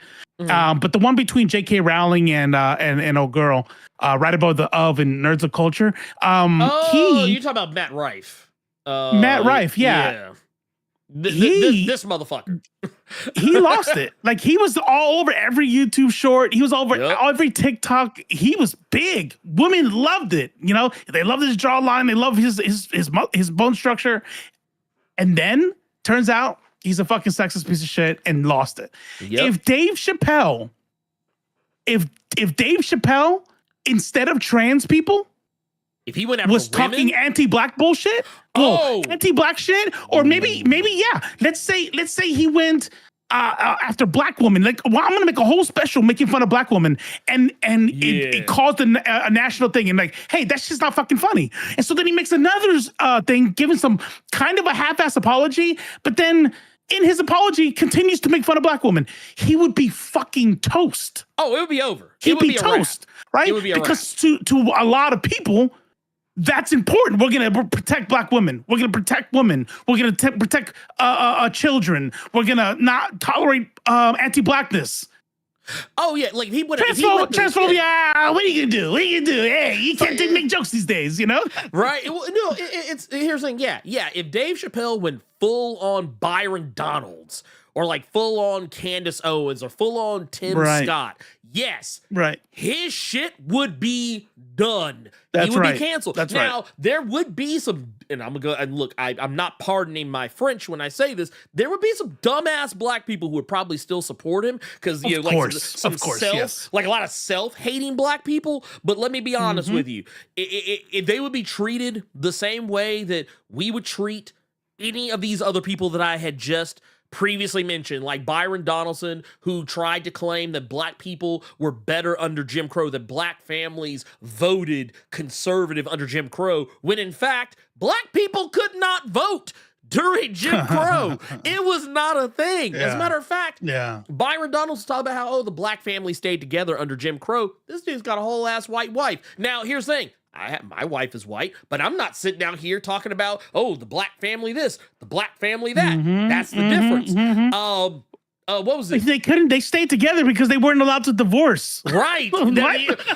First off, women couldn't even have fucking. Well, also credit cards didn't exist back then. Checking account, credit cards. Yeah, they couldn't take out loans, right? They couldn't take out loans. Yeah. But here's they couldn't have a driver's license. No. Do you know that they could not have drivers? Like they weren't allowed to drive. We talk shit about Saudi Arabia all the time, as we should, right? Yeah, but rightfully it's like, so. well, like, you know, like 70 years ago, they weren't able to do that shit. What are you talking about? You know? Dude. Yeah, no, these people are whack. These people are are just not thinking. Look, I'm gonna tell you right now, anyone who says dumb shit like that, they're being disingenuous. But the point is, if Dave Chappelle started making fun of black women or just being anti-black in general, he would be done. I'm gonna go and tell you right now. The reason why Matt Rife ass got done because he made fun of his core audience, and that's women. That's it. His core audience was women, and he even went as far as to say, and then he doubled down. Because he went as far as to point out that his audience was mostly women, and that he wanted more male viewership. So he started catering to the manosphere. But here's the problem, Matt: you didn't think about the consequences of your actions. What was it? One of my probably the one Tyler Perry movie that I actually love, regardless of the fact that it's a Tyler Perry movie, is Why Did I Get Married? And one of the things from that movie I learned was the 80-20 rule. Those who know what I'm talking about, the 80-20 rule is that you're only going to ever get about 80% at best of what you want from the person who you are with. And that when you see someone else walking around that's got that 20% you've been missing, 20% looks like a lot when you ain't getting it. And here's the thing. He thought, if I just make fun of my fans, I'll lose my female fans, but I'm going to gain all the male fans. Well, here's the problem with that. Women make up a sizable portion of the population of the planet. I haven't checked in a while. You know what? I'm actually going to pull this up, actually, because it's good to live in the internet age. We can know things. It's okay to know things. Population of women versus men 2024. It's pretty. It's pretty. It's always pretty even. It's damn near. Like, it's split right down the goddamn like middle. Is what 48, it is. 48, 44, 54, some shit like that. 50, so, 52. so I think as of 2024, there are 166.7 million men and 169.87 million women. So it's and thing is, to my understanding, the population of women is always a little bit higher. Usually it's a little bit higher. It's in my understanding. So the fact that you thought, ooh, I'm not saying he had 166 million or 169 whatever million female fans. I'm just saying, if your base is female, if the majority of your fans are women, getting dudes in your side is not going to make you any more popular at the expense of women. What you should have, if Matt Rife was a smarter individual, if Matt Rife was a smarter man, what he would have done is he would have sprinkled in some jokes to attract that male audience and keep the ones that attract his female audience. That's what you do. That's the smart play. But That's it. Either way, here's the thing. J.K. Rowling. This is one I like to throw out here because J.K. Rowling always wants to talk about being canceled. Look, let me tell you something right now. And I know some people get it back, so I'm going to use the word bitch. But here's the thing. I think it's appropriate here. This bitch ain't canceled.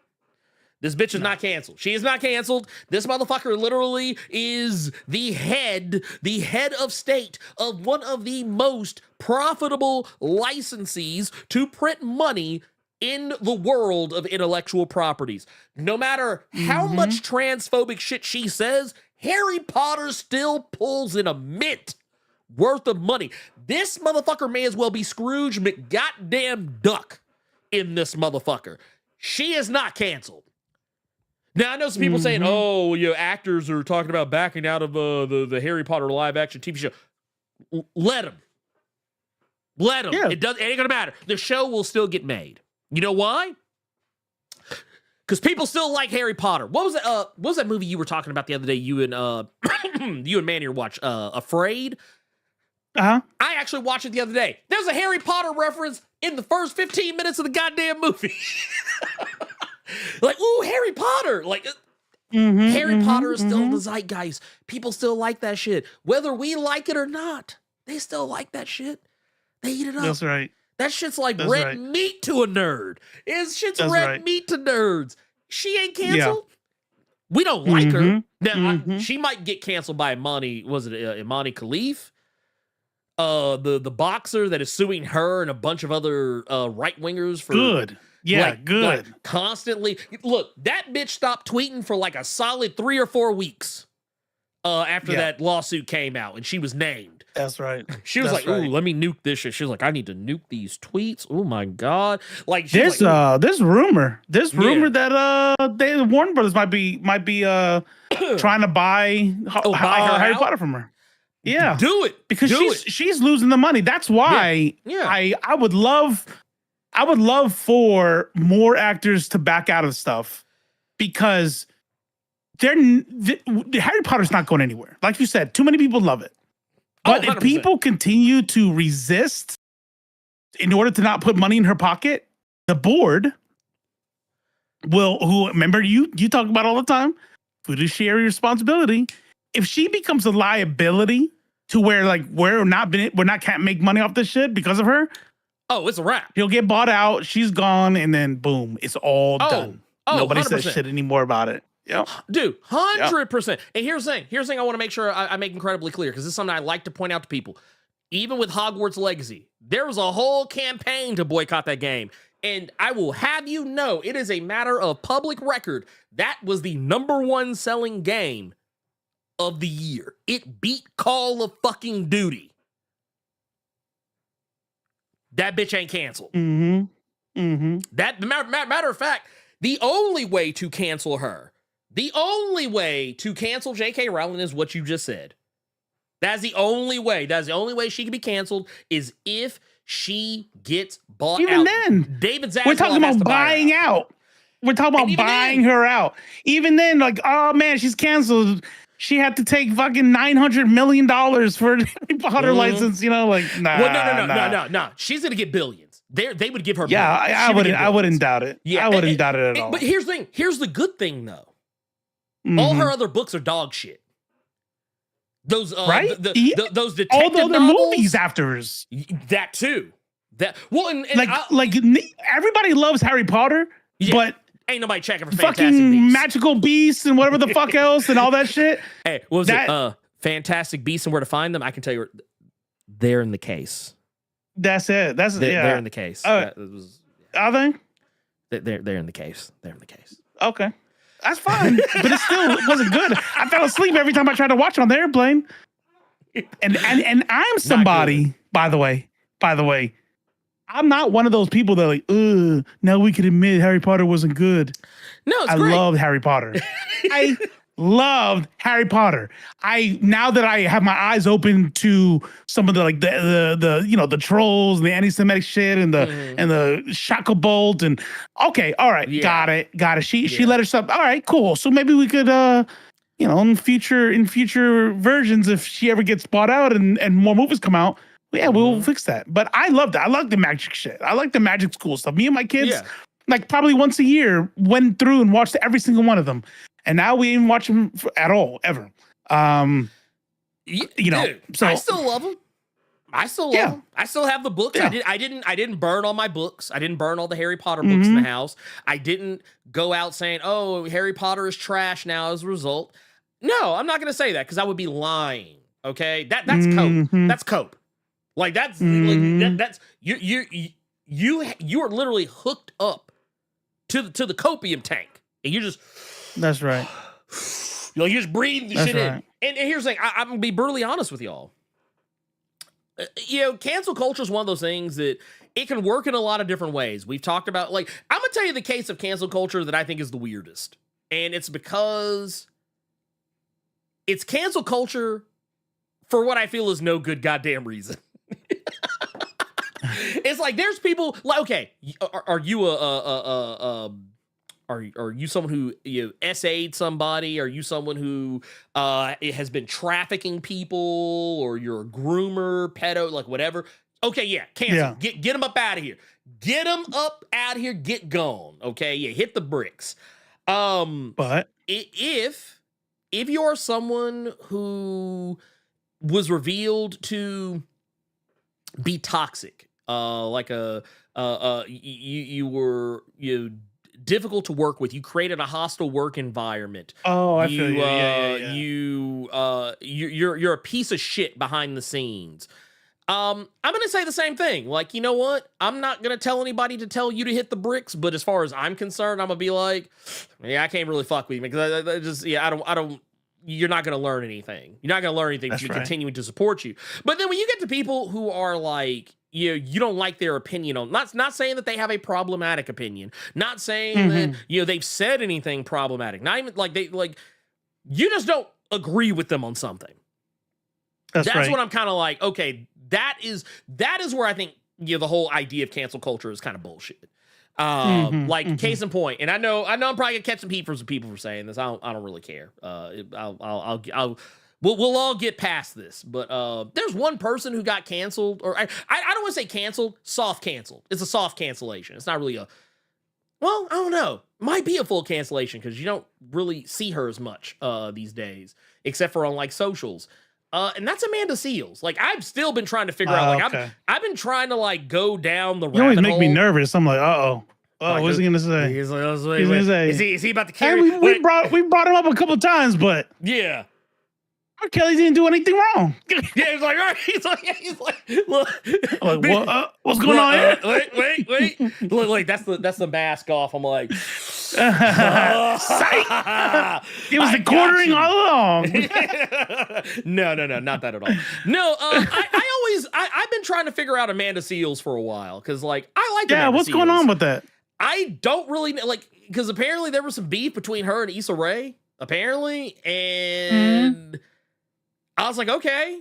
And then, like, there was some word that got out that said that, like, and I think this is probably where a lot of the problem comes from, is that the rumor got out before either side really had a chance to say anything about it one way or the other. And it's funny to me because the rumor, because I was watching Insecure at the time, And the rumor was that she was difficult to work with. Which one, Issa Rae or Amanda Seales? Amanda Seales. Okay. And that there was a reason why that she was like written to not be in the show as much or some shit like that. And then there was some incident that apparently happened at some party or whatever, and that had a lot of he said, she said, or actually more in this case, she said shit going on there. And then like that was like after all that shit kind of came and went. There was a whole thing where like she hosted the this was during COVID, I think. She had hosted the I think it was the BET Awards. I believe it was BET Awards. And that she was never invited back, and which I thought was kind of funny because I thought that it went rather well for a show that was done during COVID. Yeah. Because a lot of shows did not do well under COVID. But after all that, there was this whole deal with she had made a comment about how that she doesn't get invited to black spaces, and people apparently got really mad at her for saying that because she pointed out that she doesn't get invited to the Source Awards, the BET Awards. Well, at the time she wasn't getting invited back to the BET Awards, so on and so forth. And like traditionally black spaces, she said that I don't get invited to, which as a person who is a black person who doesn't really, I mean, I get invited to black spaces, but not like all of them. Right. I can empathize with that a little bit. So I already know. Like as soon as I met you, like when you telling me you like rock music and shit, I'm like, oh yeah. Just that alone. Just that alone. I'm like, I feel you. and traditionally speaking, I don't keep up with a lot of current like hip hop, R&B, rap, whatever. That's right. Like there's a lot of like there was one day I was scrolling through Spotify and there were so many new artists. I was like, I don't know who any of these motherfuckers are. I was like, I just listen to the shit I like and I move on with my day. But like I watched this. She was on Club Shay Shay not too long ago, and I was just reading the comments. I normally don't read the comments of other people's videos, but this was one of those rare instances where I did, and oh my god, it was almost split 50-50. There were people who were like, oh man, or actually, let me take it back. There were actually 4 types of people, but they were all on like similar. But there were 2 sides that were on similar spectrums as the others. Yeah. And it was one of those deals where there was people who were like, Amanda Seales fans were like, yeah, you tell your truth, yada, yada, yada. And you write, so on and so forth. And then there were people who were kind of like, you know what? I didn't really know the situation, but you know what? Actually kind of hearing her side of it. Yeah, some of the stuff she's saying is kind of making sense. And then there was the other side where it was people who were like, man, fuck that bitch, and she ain't shit, and she can go to hell, and saying all kind of derogatory shit about her that didn't have anything to do with her talent or anything. Yeah, what was she canceled for? Like, what was the cancellation? I guess because like even if it was about like not getting along with Issa Rae and being hard to work with, it's like, well, that's stupid. It's like it's a dumb thing. And the thing is, okay, when she was on Club Shay Shay, did she say some wild shit every now and again? Yes, she did. Was it anything that That's what I'm talking about. No. I'm not saying it was anything problematic. I'm just saying did she say some stuff that would kind of make you go like, Yeah, there was a couple of things, but like she didn't really say anything that I felt was like wrong. Like, and the thing is, the whole thing with like Issa Rae, like she even explained it herself. She was like, I don't have any beef with Issa Rae. She was like, Issa Rae's my boss. And like she made it very clear that her beef was never with Issa Rae. It was with the person. Yeah, she said, "How can I be a mean girl on a set that ain't my set?" Right? Yeah. She was like, like it's not mine. It's like I can't like. But she was very clear in the fact that her problem was not with Issa Rae. It was with, I think it was like a publicist or an agent or somebody like that. Like it was somebody that was not an actor. Yeah. It was not like anyone who was an actor on the set. It was someone who literally carries water for Issa Rae. And basically they kind of kicked her out of a party and Issa Rae didn't back her up. Yeah. Right. And then like there was some shit that came out recently. Issa Rae kind of like hinted that like, I don't know. It was almost kind of like throwing more fuel on the fire or some shit. But based on like, oh, I don't work with people I don't want to work with, something along those lines or some shit. And it's one of those things where like Amanda Seales is still doing her thing. Like she has her own like, YouTube channel and social media platform. She's pretty big on Instagram and she does her thing. I mean, I don't have any beef with Amanda Seales. Actually, it's just kind of cool. Honestly, when I was watching the Club Shay Shay interviews, the most I'd actually ever heard her talk before. So like I was just kind of absorbing a lot of the things she was saying. And I was like, you know what? Honestly, I was like, we aren't the same person, but I was like, we have had similar like outside of acting and entertainment, we had similar life experiences in terms of, blackness being called into question or being gatekept on color. That's and right. I also think, I was like, dude, what was it?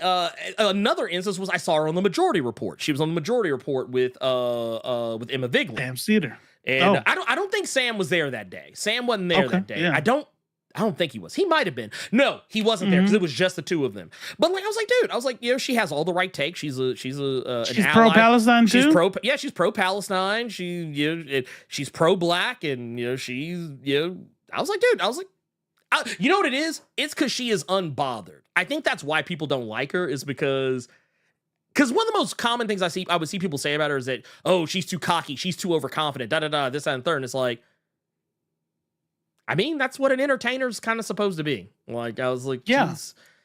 I was like, and she's been in the game a long time. She's like, she grew up a child actor. Like she's been in the game for like 5 ever.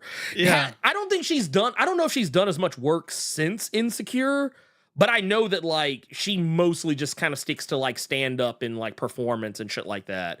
And like her social media stuff. She probably is still like getting roles and stuff like that. But I just thought it was funny because like it wasn't so much that I don't know if it was so much that Hollywood canceled her. It was just like black people canceled her. Like, and it's mostly like hoteps usually, but I've also seen like some women like dislike her because they're like, oh no, you mess with Issa Rae, It's like, it's one of those situations where I think people just hate somebody just because it's easy to hate them. And, it's, for one reason or another, because, they don't like the way the person looks. They don't like the way the person talks, or think the person's too overconfident or whatever. I even saw some people claim that she was too dismissive to Shannon Sharpe on his own show. But I mean, at the same time, he literally kept referring to her mother as a white woman.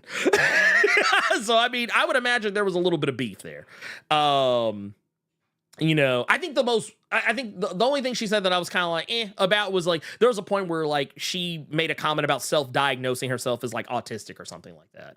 And I was like, okay, whatever. Yeah. But, I mean, that's a popular thing that people do. And, I'll always say that's a bad thing to do. Yeah. Like that was like the one thing I was kind of like, But still, I'm not going to cancel somebody over it. No. Well, and also, now, and I will also say at the same time, she does exhibit some, I'm not a doctor, so I can't diagnose a motherfucker, but like, I will say that, there are some things that, I could probably say, man, maybe she is a high functioning autistic person, but I mean, I don't think you should self-diagnose that shit. I think you should like go to a doctor and, get that shit sorted out. But, outside of that, I was like, I don't have a problem with her, but like everyone kind of lost their goddamn minds about that woman for a while. And like, it's one of those things, like if you're on the internet, if you bring her up, one of two things is going to happen. People are going to get really mad at you for saying anything nice about her, or they're going to dogpile you, or they will come and be like, oh yeah, I like Man of Steel. But yeah, like I said, there's different types of cancellation. That's one of those. I'm just like, this is stupid. I was like, this is stupid. Yeah, that one is super dumb because even while you've been talking, I'm like reading. I read the Entertainment Times thing where she tells her side. I read some Reddit post, and then I asked ChatGPT to summarize it for me. Yeah. And my Lord and Savior ChatGPT said, broke it down, and I'm reading through. I'm like, okay. She accused somebody of sexual assault. She quit some other show because there was lack of support for black voices. Yeah, called the Real. Yep, she did. Yep, she did.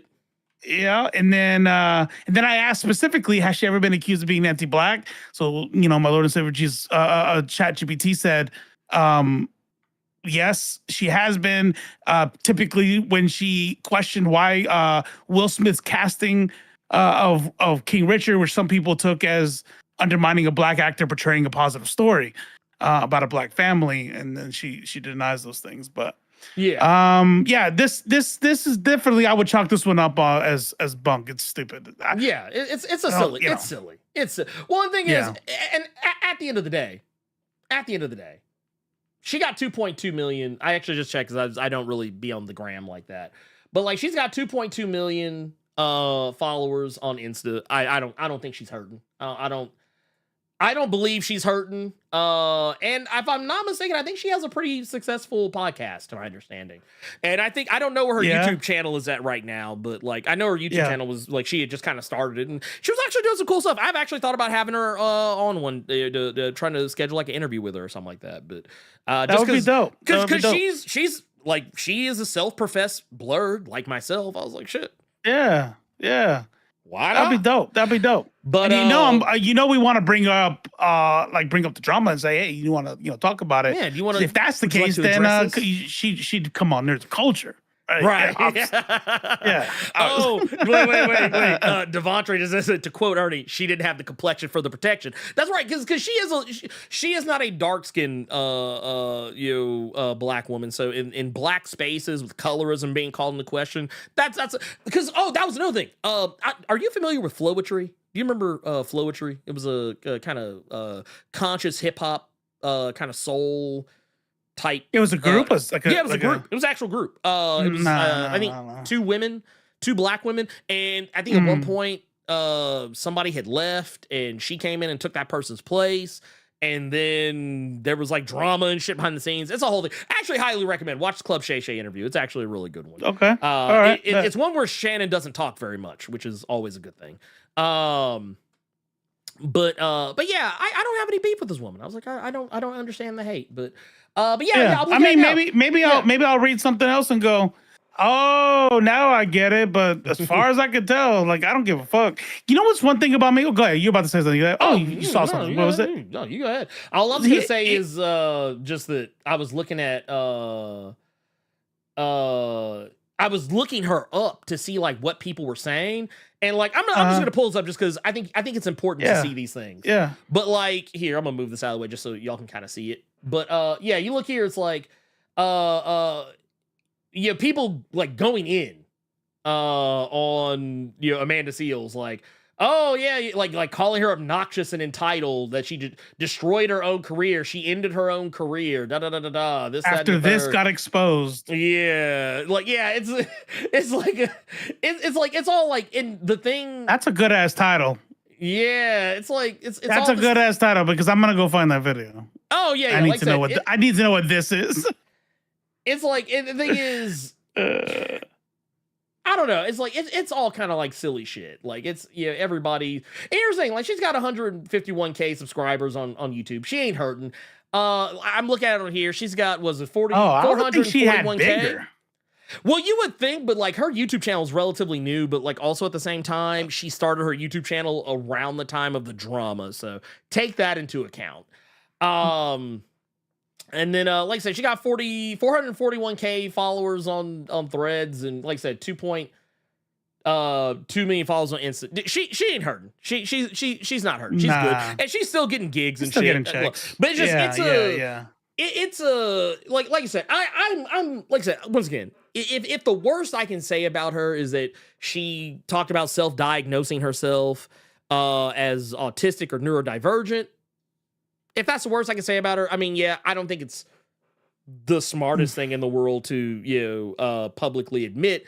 But at the same time, I do recognize some things in her that would make me agree that she might be neurodivergent on some level or another, whether it's autism or otherwise.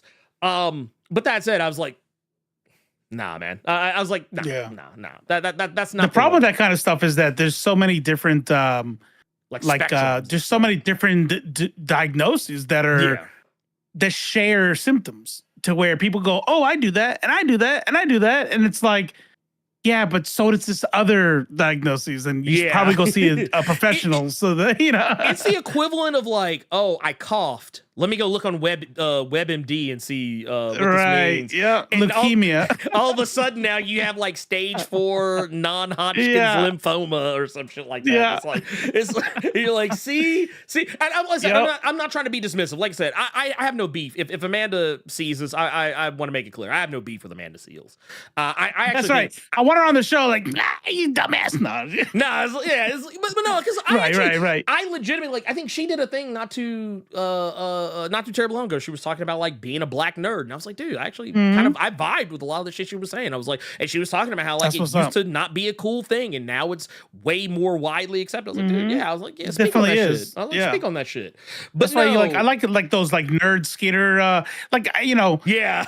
Sucks that he's all MAGA fucking dumb fuck now, but like Lil Wayne, bringing in like rock and this like counterculture, and which is actually awesome because when you look at like the culture, and it's gotten to be so pronounced and so like all over the place, right? Yeah. To where now there's counterculture to the culture, to where it's like, nah, I don't have to be steeped in hip hop.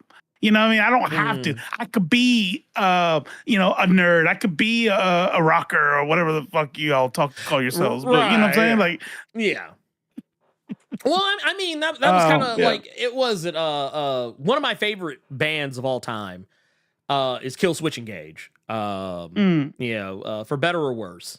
And one of my favorite singers of the Lil Wayne went full MAGA. Oh yeah, he lost his goddamn mind.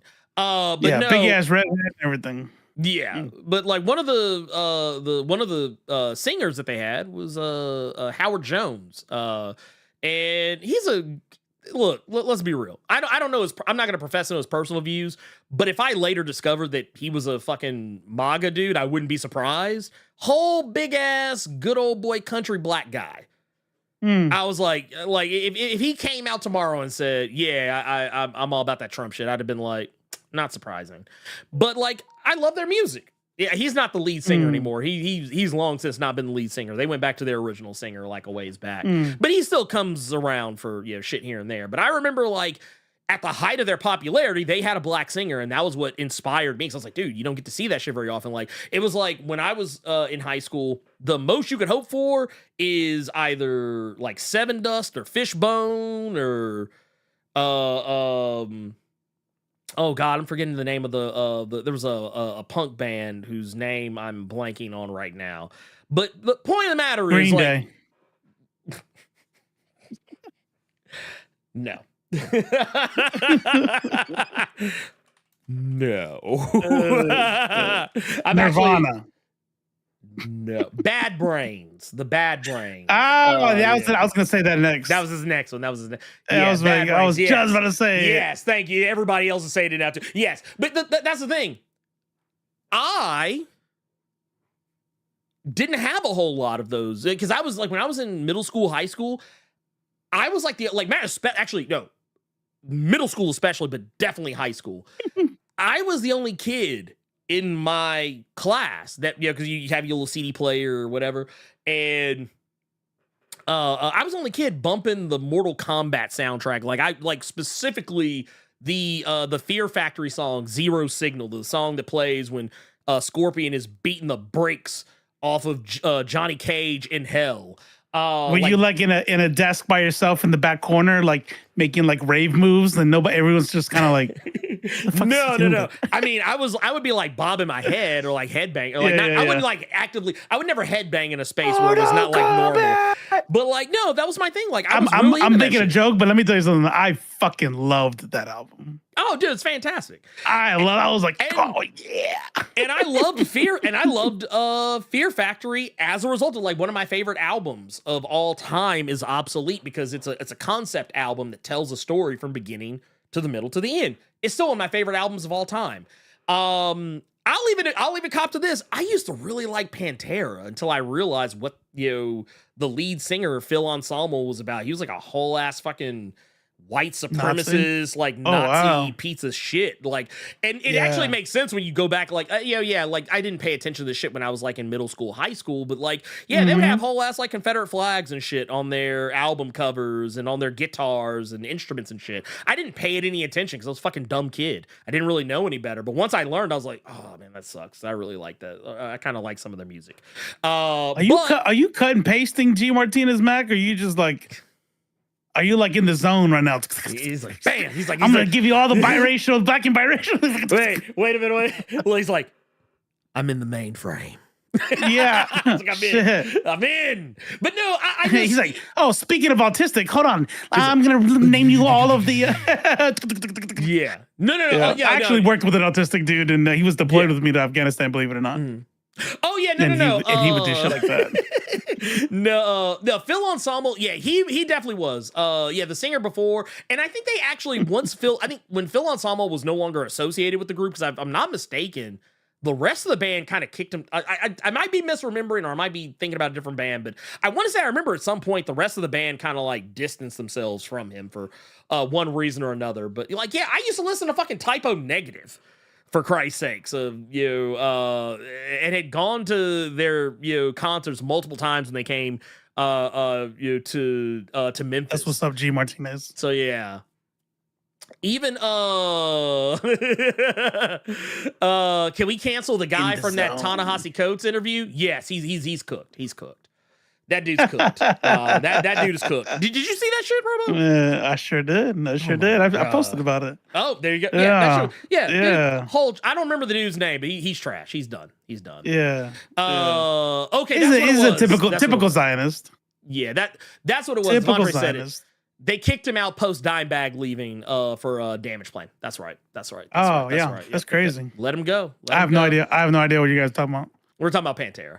But yeah. Oh, anyway, okay. You were so reading, they kicked out the Pantera guy for the post Dimebag, leaving for Damage Plan. Yep, that was the thing. That's crazy. I forgot about Damage Plan. That was a wild time. But no, we were reading two completely different chat messages. Is why. So yeah, I have no idea. Like I've heard of Pantera because I've seen people wear the shirt. Yeah. Well, like okay, so one of the reasons why I was actually really into Pantera was because. Well, for one, the first song I think I ever heard by them was Cemetery Gates, and I think it's a really cool song. Mm-hmm. But also because at the time, ECW was a thing, and Rob Van Dam, who was a wrestler for ECW, used to come out to the song Walk. And that was one of my favorite songs. Because it was just, I don't know, it was something about it was a really hype song. Now, with the benefit of hindsight, I kind of wonder about it. But But let's go to some of our let's get on track with the chat, and we are gonna look at our super chats here. We got one from Bone Factory with $2 says F Cosby Cisco is America's black father. we talk about Deep Space Nine Cisco? Talking about Deep Space Nine Cisco? No, they're talking about the dragon. oh my God, no. That is not our black father. I no. I'm taking Cisco for 500.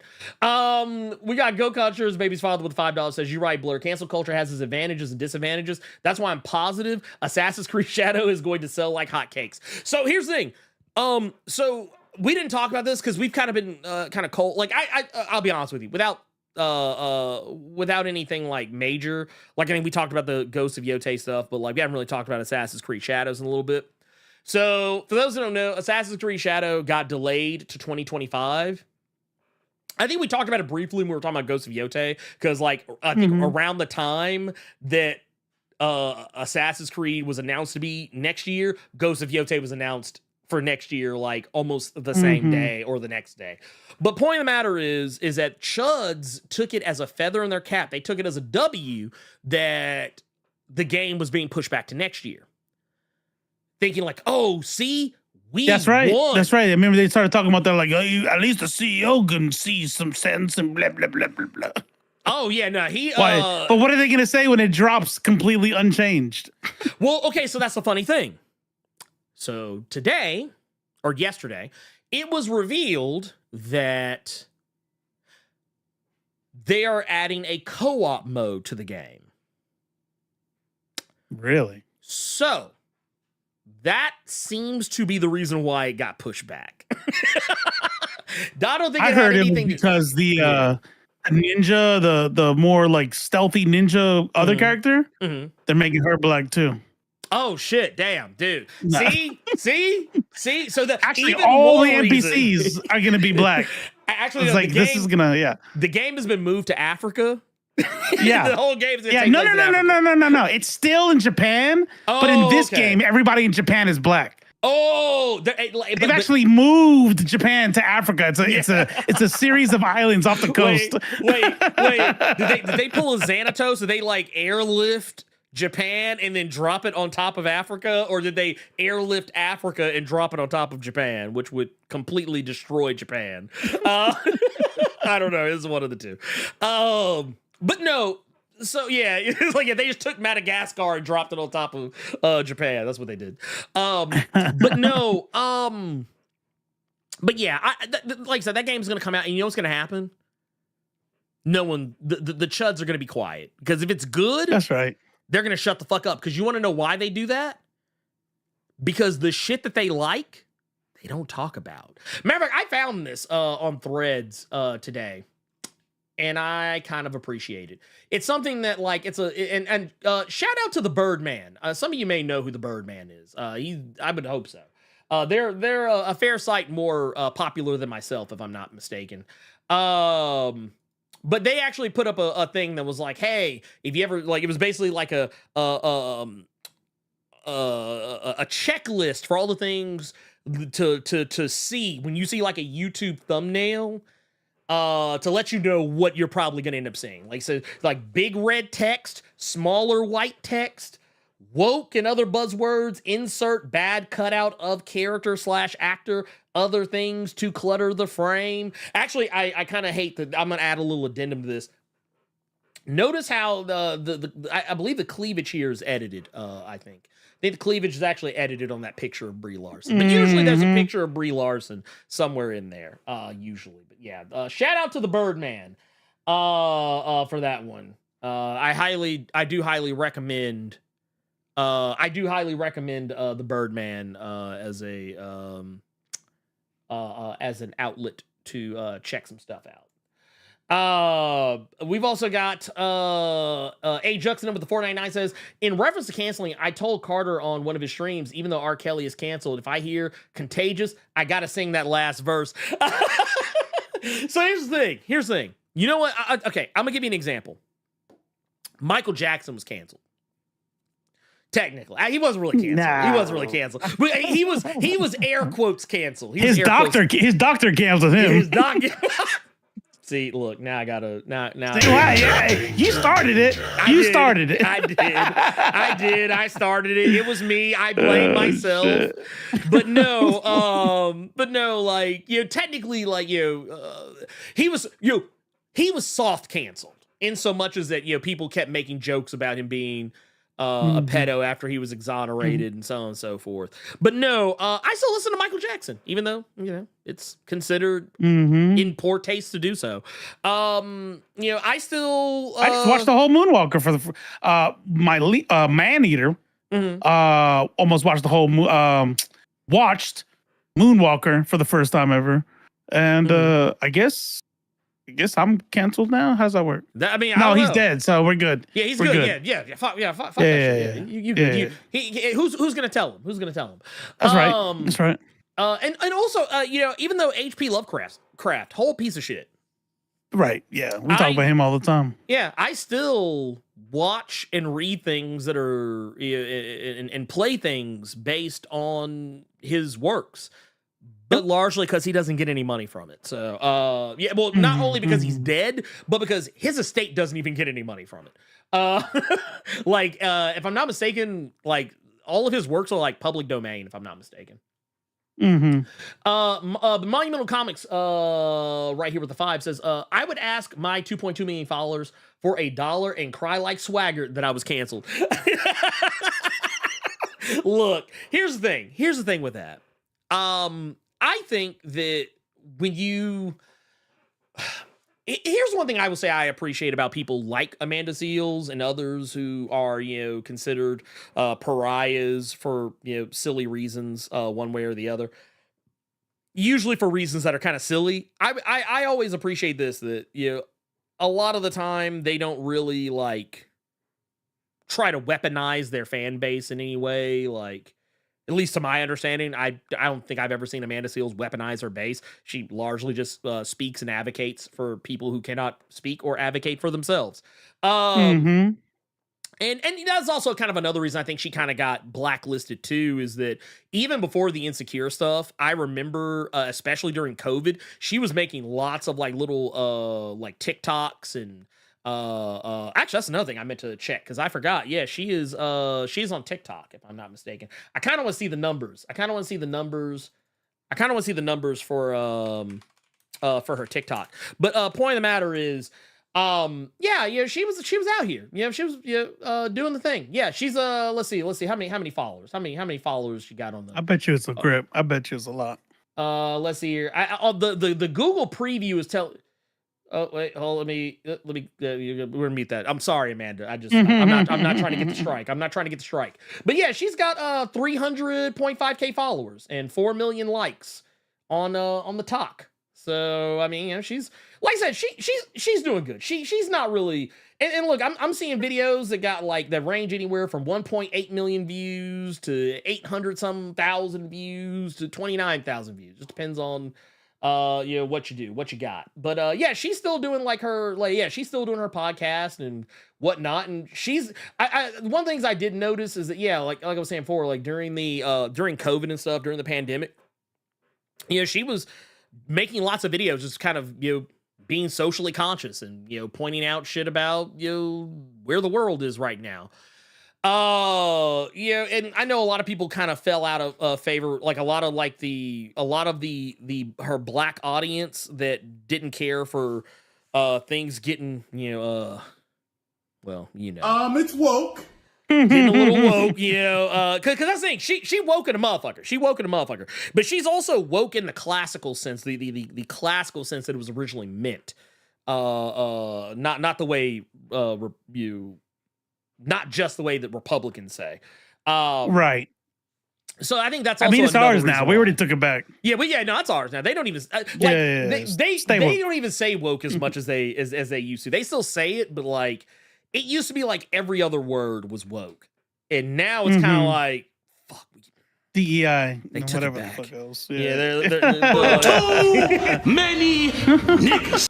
And they got another one. They're cooking up another one. They're actually cooking up another one. I don't know what it is yet, but I'm sure we'll see it soon. That's right. That's right. But what is it? Somebody said something earlier. Like there was T-Streets on Twitch said it's okay to not like someone, but it feels like people are trying to justify their dislike as a moral position than rather an opinion. That's it. That's it right there. There's this weird thing on the internet where it's kind of like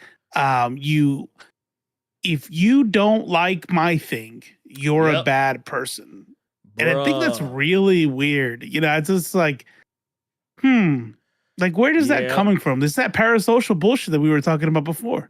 That parasocial kind of like connection that you think, man, these people don't give a fuck about you. No, they don't care about you. G. Martinez said, not gonna lie, until today, I totally forgot that she had joined Flowetry. Yeah, she joined. Yeah, Amanda Seales, she was on Flowetry. We got one here. Was it Desert Ice Ninja? With the $2 says Chris Benoit incident / wrestling can't be separated. I mean, I can make a little bit of a case for that. I will say this though. The reason why I will never separate Vince McMahon from it is because he literally went on television the day after the news broke out and had his wrestlers hold a 2, I think, or was Raw 3 hours at the time. Might have been 2 hours at the time. They've jumped back and forth. A 2, possibly 3 hour tribute show to him. And while the tribute show was live, or no, was Raw wasn't live back then, I don't think. I don't think Raw was live at the time. While that shit was on the air, the news broke that that Chris Benoit was the perpetrator who unalived his wife and one of his children and then unalived himself. Oh, shit. Yes.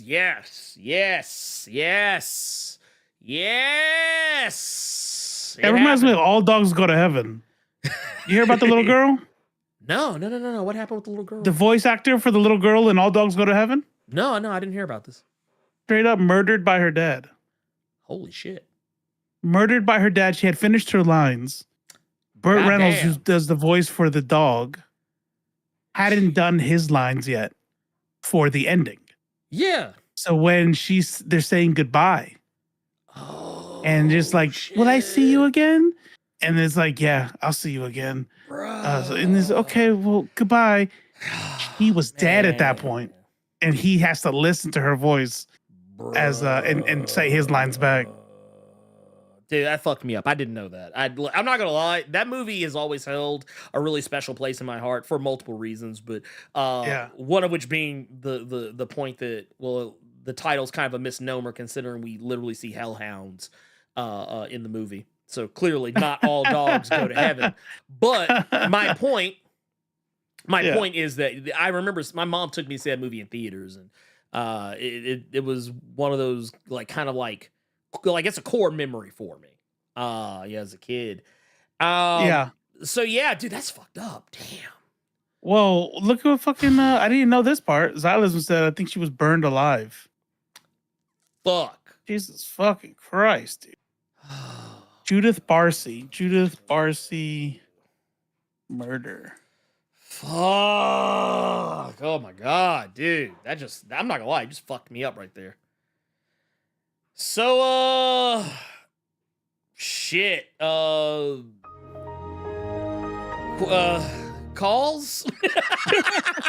Calls, I guess. I don't know. The lines are open. The lines are open. I'm shit. Yeah, they're open, guys. Yeah. Fuck. Daughter for. Oh, okay. No. It was not burned alive. Okay. Thank God. Thank God. That, because I'm not gonna lie, that shit was getting worse with the telling. It was getting more burned. fucked up. She was, because he killed his wife and the daughter, killed himself. Well, set the house on fire and then killed himself. Shit. Oh, okay. Yeah. Calls. Man. Woo. Good God. Dude, that's all right. Not gonna lie. Not gonna lie. God damn. Look, man. That was rough, huh? Woo, that was rough. That is. Look, I got to get his. God damn. I don't even know how to. I don't even know how to bring us back from that. Look. All right. So here we go. All right.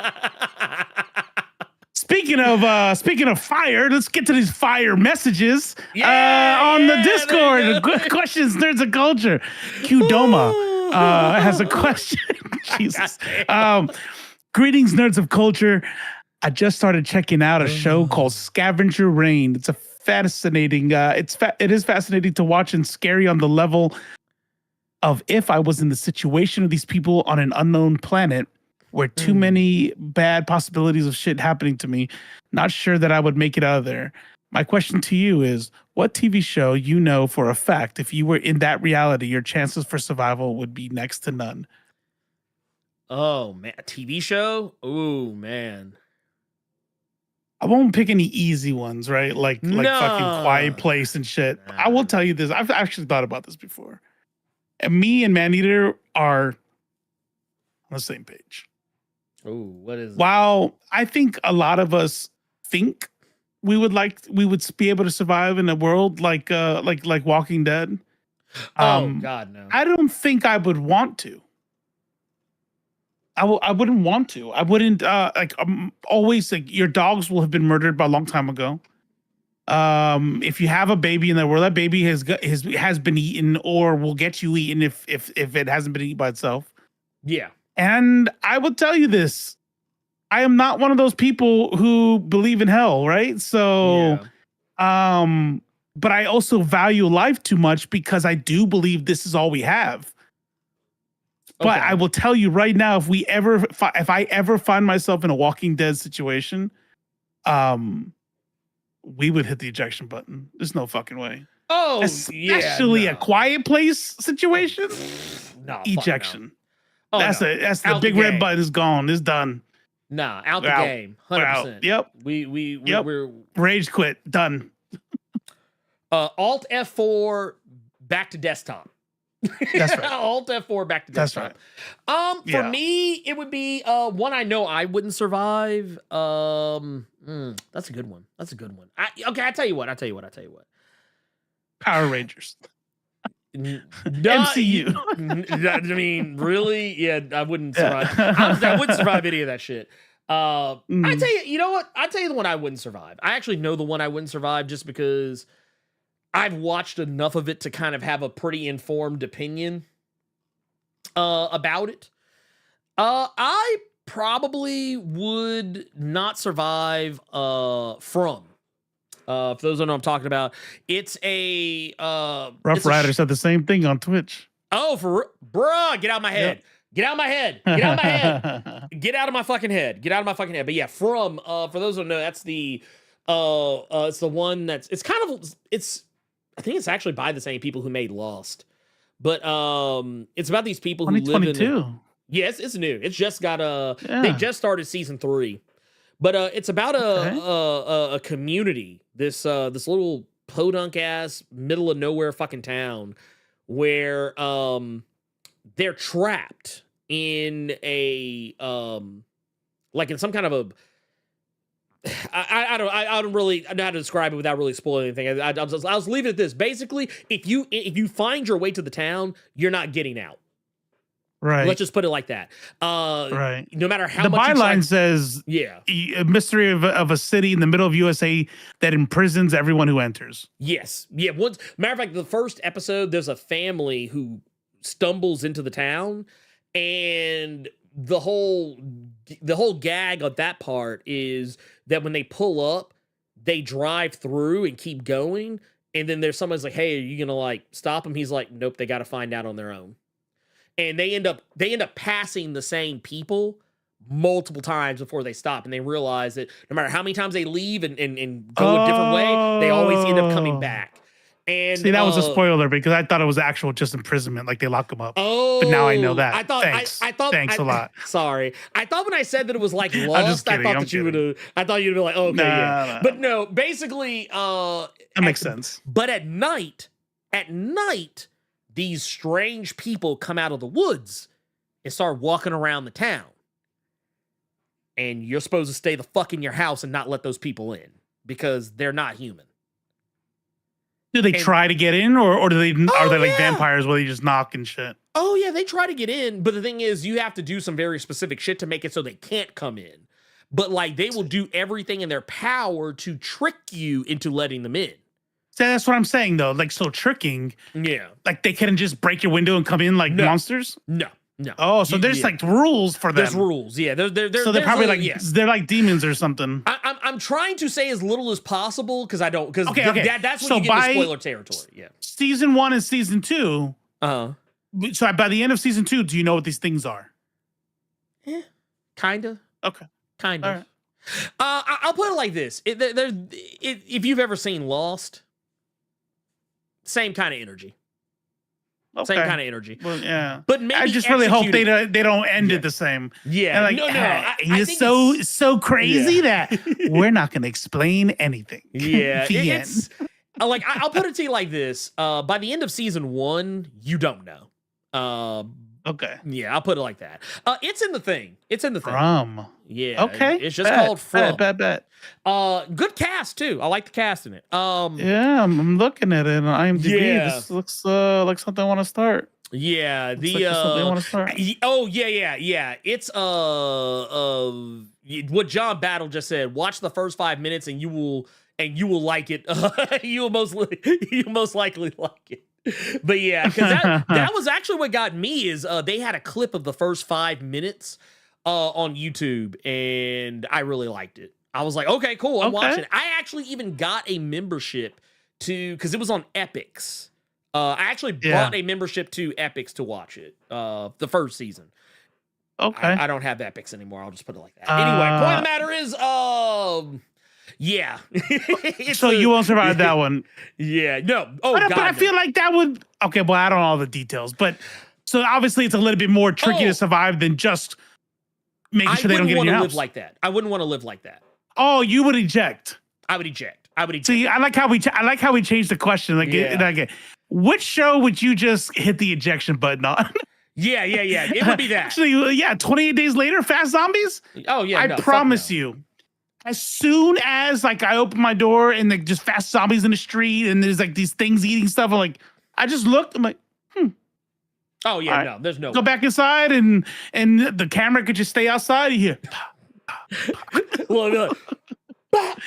Yeah, like that. That's it. No, it's over. It's a wrap. And then just go ahead and run those credits right there because we ain't living like that. No, got it. Next question. I tell you what. Go ahead. To be more fair, though, Yeah. if we're just saying straight, like not hitting the ejection button, but like I know I just flat out wouldn't survive. There's a live action. There's a new live action like spinoff / adaptation of Parasite, the anime and manga series Parasite. Yeah. I would not survive that either. I would wind up becoming one of those aliens. It's good? Yeah. Oh, It's I love good? it. I love it. It's great. The live action? Yeah, I love it. It's in the thing. Is it on the thing? Okay. Yeah, it's in the thing. All right. It's called Parasite the Gray. So yeah, it's in there. It's in there. Well, I'll tell you this much. Any kind of fast zombie world, any kind of fast monster world, right? Mm-hmm. Whether it's Quiet Place or 28 Days Later or whatever the fast monster is. Was it Will Smith Legend? About Legend, I Am Legend? No. Yeah, I Am Legend. Like all that stuff is like you're dead. The strain. I would not survive the strain. Mm-hmm. No, I would not survive the strain. Actually, you know what? I would eject button on that too.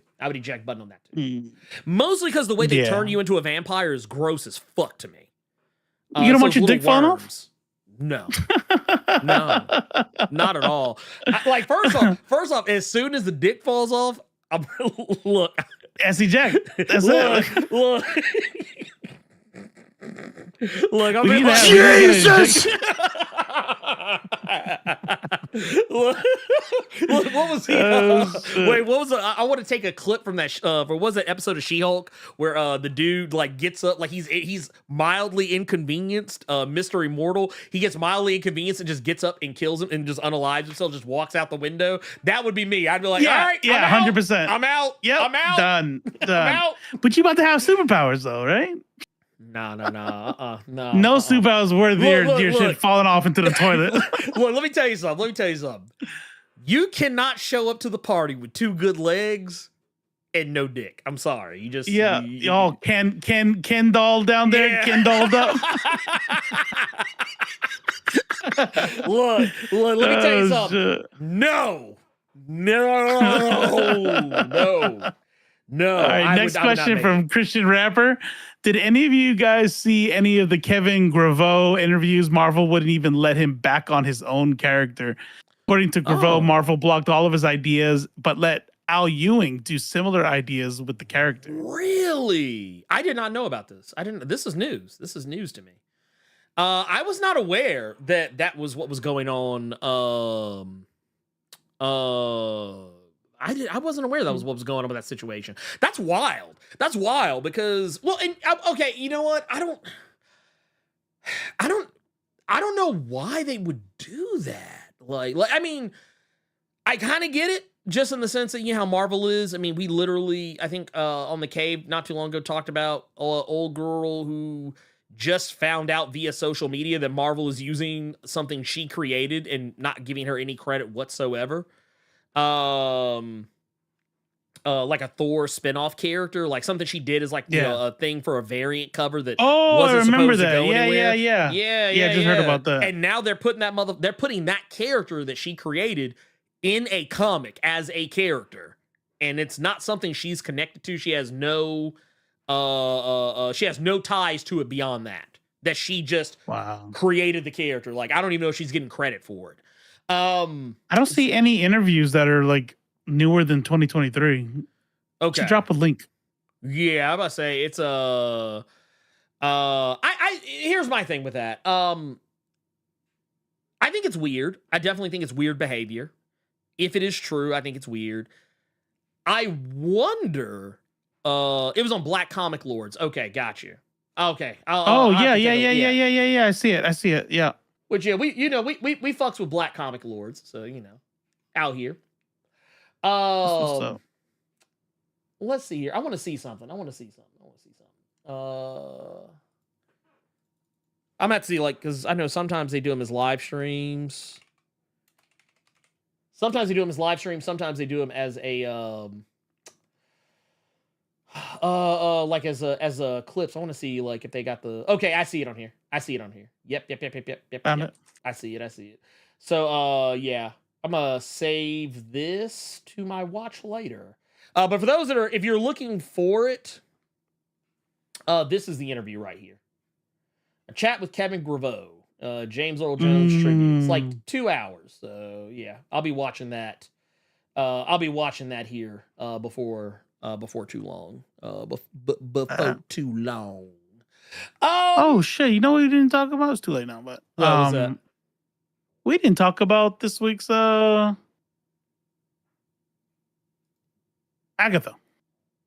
Oh, I didn't know. I didn't know we were gonna. I didn't know we were gonna. No. I thought we would cover it every week, but well, I think it just kind of depends on. Yeah, I think it depends on well, I will say this though. If there's any one thing of note is that I thought it was cool that Ta-Nehisi Coates got a shout out on the show. I thought that was cool. I mean, not a direct shout out, but a shout out was given to something he co-created in in the comics. The Daughters of Liberty. There's a point on the show. It's kind of played for a joke or whatever, but there's a point where Agatha says, "Hey, you ever hear of the Daughters of Liberty?" And then someone says no, and then she basically kind of blows them off as not being very important, but it's very on brand for Agatha as a character in the MCU. Sure. But Agatha is a member of the Daughters of Liberty in Ta-Nehisi Coates' Captain America run. Bet. So I was like, that's cool. That's cool. Cool. Good to know. That's dope. That is dope. I was like, that's neat. Do you want to take callers? Yeah, we can take some callers. Let's. You know what? I'm gonna. Here's what I'm gonna say. We're gonna make them brief because I'm actually getting incredibly. I'm not hangry yet. All right, but I will. Hey, nobody else join in. These three that are in here: Shin, Stinga, and Icower. That's it. Nobody else jump in. Matter of fact, here, just I'm a preempt this. I'm gonna preempt this. We are the people who are in there now. Y'all stay, but for everybody else, it's done. It's done, son. I bet. Bringing up Shin. Get ready.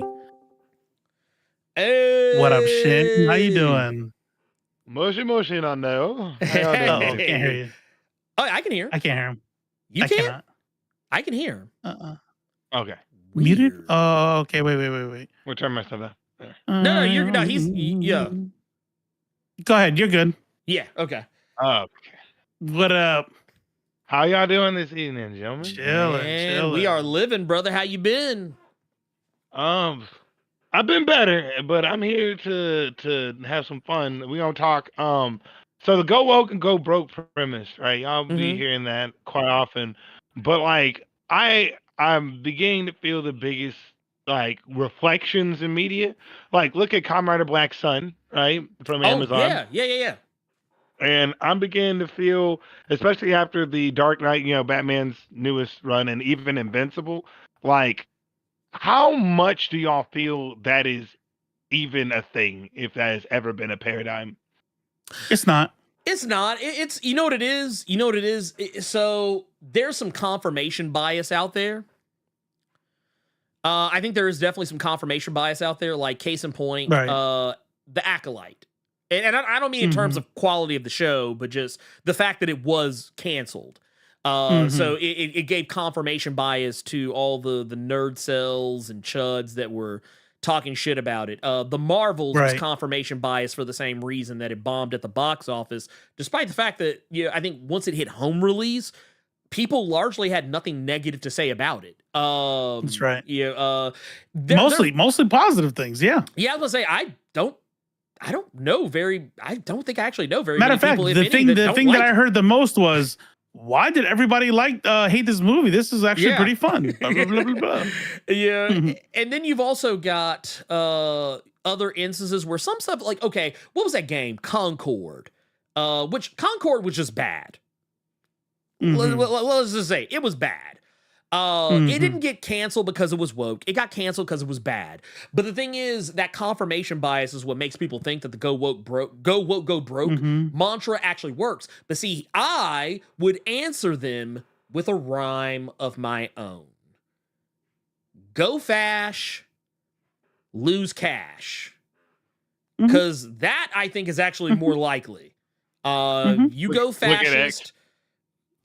Oh, looking at you, Zachary.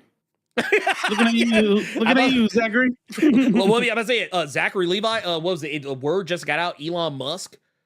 How much did he buy Twitter for? It was like 44.1 billion dollars. Yeah. It's now said to have depreciated to like 79. It's lost 79% of its total value from the day that he bought it. Dude, Wow. That's Wow. to me. Yeah, okay, I'm gonna tell you what it is. Go woke, go broke sounds good on a thumbnail. It looks good on a thumbnail. Right. It looks good. Right. It's good for the algorithm. It's good for your SEO. But It's good for the grip. reality, yeah, dude, yeah, because it's catchy. But in practice, it doesn't actually work the way people think it does. Like, That's right. And Shen, I know you remember this because I think we've talked about it before. But that movie, it was a movie Disney put out back during the holidays a couple of years ago. It was called Strange Worlds. Yep. Oh yeah. And everybody complained because there was a gay character in it. And it was like, oh, it's gone woke. It's gone woke. But the thing is, these people told me they didn't watch the movie when they were giving their critiques of it because and somebody correct me if I'm wrong. I haven't seen the movie since I saw it in theaters. But I don't remember any gay kiss. The only thing was that like the guy talked about having a crush on another guy and being gay. Like there was no sex. There was no physical romance. I think the most they might have done is hug each other. I don't even think they actually gave each other so much as they didn't even get the weak tea grandma peck on the cheek that Paperboy got in Eternals. But oh wow, yeah. But yeah, but people got mad about it because they were like, oh, the very existence, which really just proves my point because they will always move the goalposts no matter what. It's literally the existence of the black character, the gay character, the female lead. It's just existing because Strange World is a good one because it doesn't include a kiss. Nope. It literally has a gay character who just is gay. Is there. No kissing, no sexing. And so really they just kind of like if there was kissing, they would say, why would you have to have that? Well, first of all, like they care if there's like straight people kissing, but whatever. Okay. But there wasn't even that. So it's really just kind of it's because existing is what it makes them angry. And the movie wasn't even bad. It wasn't even bad. It bombed at the box office, but it was not a bad movie. It was a fun movie. The imperatives for this too came up because if y'all know this, rest in peace, Chucky, season 3 Chucky was canceled. So we are not gonna get season 4. We may not even get to finish the season 3. They keep saying they're gonna finish it, but I've been, bated breath. And I forgot they didn't finish it. Damn. Yup, it was good. It was cooking, but again, as we were talking about, it's so campy, it's so gay, it's so whatever. And again, the closest we got was an on-screen gay kiss between the dudes in like season 3 or some shit, right? Like way later. You know what I mean? But the thing is, was it Don Mancini? He's gay. He's gay as fuck. Yeah, he's gay as a motherfucker. He's literally like the gayest man in horror movies. It goes back to confirmation bias though, because check this out. If that goes through, even if somebody wants to go like, look, here's the math, and when they had that gay kiss, everything went downhill from there, and they lost a ton of money from it. Blah blah blah blah blah. I'm like, okay. Let's say we're trying to investigate. Is it because they went woke? Okay, great. What about Last of Us? The Last of Us didn't have a gay kiss, a gay character. The Last of Us gave you an hour-long love story about this 2 married men for the entire episode. You did not see anybody else for most of that episode. It was just on them. And they kissed, and they there's no sex in the show at all between anybody, but it was implied that they made love and yada yada yada. Right. Okay, so now we should see The Last of Us crash and burn. Now we should see everyone stop watching it because that's not what real Americans want to, real people want to see. That was the best episode. It was one of the highest rated episodes, and they're fucking going to be on until the story's over. You know what I mean? And so that's really always what we, every time this comes up, when we start talking about go woke, go broke, it's like, wait a minute, movies fail all the time. Right. But whenever we actually did a Nerds and Culture episode where we just listed, and Ernie said, okay, let's go through all these movies and watch, why did this one? Why did this one? Why did this one? These, hyper-masculinity movies crash and burn all the time. Action movies crash and burn all the time. Why? We got shoot 'em ups. We got dudes with muscles and blood. Why did it fail? Maybe it's because it is other factors. Because I'm going to say something else. Shoot. I would say it doesn't matter if you go woke or not, right? Going woke is not going to automatically make you go broke. But you know what else? Going woke won't make you succeed either. There's plenty of movies that are all black and crash and burn and have a bunch of gay shit and they crash and burn. And there's, because there's a lot more to a movie that makes a bad movie than if you have a gay character. It's like not everything is a culture war. It's fucking stupid. All right. Yeah. Well, hey, I want to put in. You remember that Eva Longoria movie from NBC that was like the guy who made the spicy Cheetos or whatever, hot Cheetos and shit? Yes. Yes. That hits with that type of energy where they're like, look, we're going to give an empowering story about the immigrant who did it the right way type shit. And it's like, you know what I mean? And it's like, I think y'all missed the read here. You know what I mean? Right. Game recognizes game. Game recognizes game 99.99999% of the time. So when we see, like, okay, case in point, we see a movie, a TV show, a video game, and where a character is, let's say we see something that represents us. We know when it's disingenuous. We know. We can tell. You can see it. It's as plain as the nose on their face. It's like I'm trying to think of like a really good example, but like I can just only really kind of poke at some things. Like, have there been like some games where a character was made to be black to because hey, we got to get that dollar. Like, I mean, I'm sure it's happened, but like I said, the egregious ones stick out. Like they stick out like a sore thumb. And I think what really actually, I saw this thing there. We're gonna save it for I think we'll save it for next week's show because I think it'll be a good topic. All right, bet. I'll put a pin in it. Yeah, for sure. I appreciate you, Shin. Not even a problem. Hey, we love you, brother. Who we got next? I cower over nothing. Was good. Unmute. Thank you, Nerd Large. The Good Times cartoon. That was the thing I was thinking about. 5, 4, 3, 2, 1. All right, well, we'll put you back in and I'll bring you back up later. All right, bet. Dinga, the 9 ball was good. Wait, my mic wasn't on. I hear you. Well, you here. We got you. Ooh, what's good, gentlemen? Chilling. What you got? I just got done cooking dinner, but got a little question. You for y'all. You just heard Blerd say he's hungry. You just want to make him suffer, huh? Hey, look. That's why I'm not posting a picture on Food and Fictions yet. Right. Okay. Thank you. I don't appreciate like to say that. what I made. Well, I'm evil, but I have standards. Hey, I ain't mad at you. I respect the game. What's going on? What you got for us?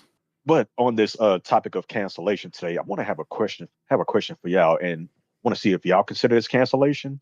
Me, I consider this as like a exile or sent to the shadow realm type of situation. This is how bad it was. So there was this cosplayer. It's been popular like since the 2000s. all the way up until 2016. She now she does cosplay. She does adult cosplay, part of like certain fetish brands of videos. Mhm. And she had a nice little fan base following until Charlottesville. She got exposed that she was a Klansman. Oh. And she openly admitted she's a Klansman. Like her tweets was saying, you know, she was saying pretty much reverse racism with the mayor of the town, and they were being the victims, they were being attacked, and they was just there to What's her name? Use Alyssa Kiss.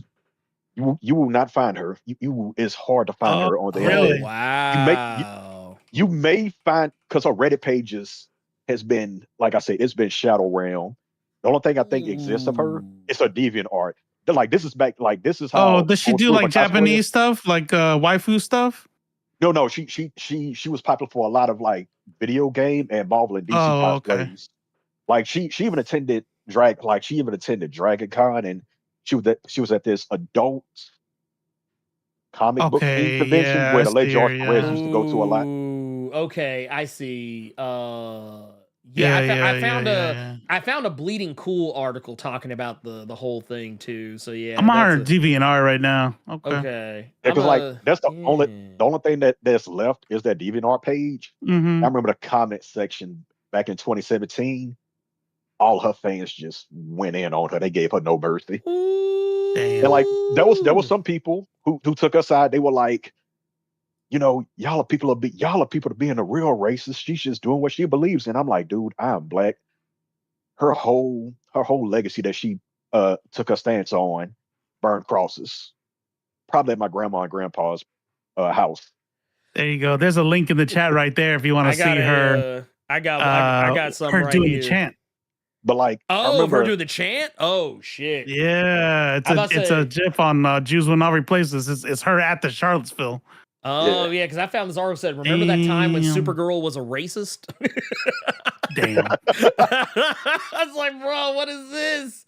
Here, I'm gonna pull up that link that you're talking about. So the question is that considered a cancellation? Is that what that is? Or like, is this will you consider this a cancellation or like something further? Like I would consider it like pretty much an exile and a shadow ban, because even the person who ran her adult site said, nah, I'm not associating with her. Deleted her site, refunded everybody. Good. Yeah, the fetish community. The fetish community even said, no, delete every video associated with her in there. The fetish community, that's queer as fuck. Even like straight people in the fetish community are gay. Like, no, yeah, she's gonna be donezo there.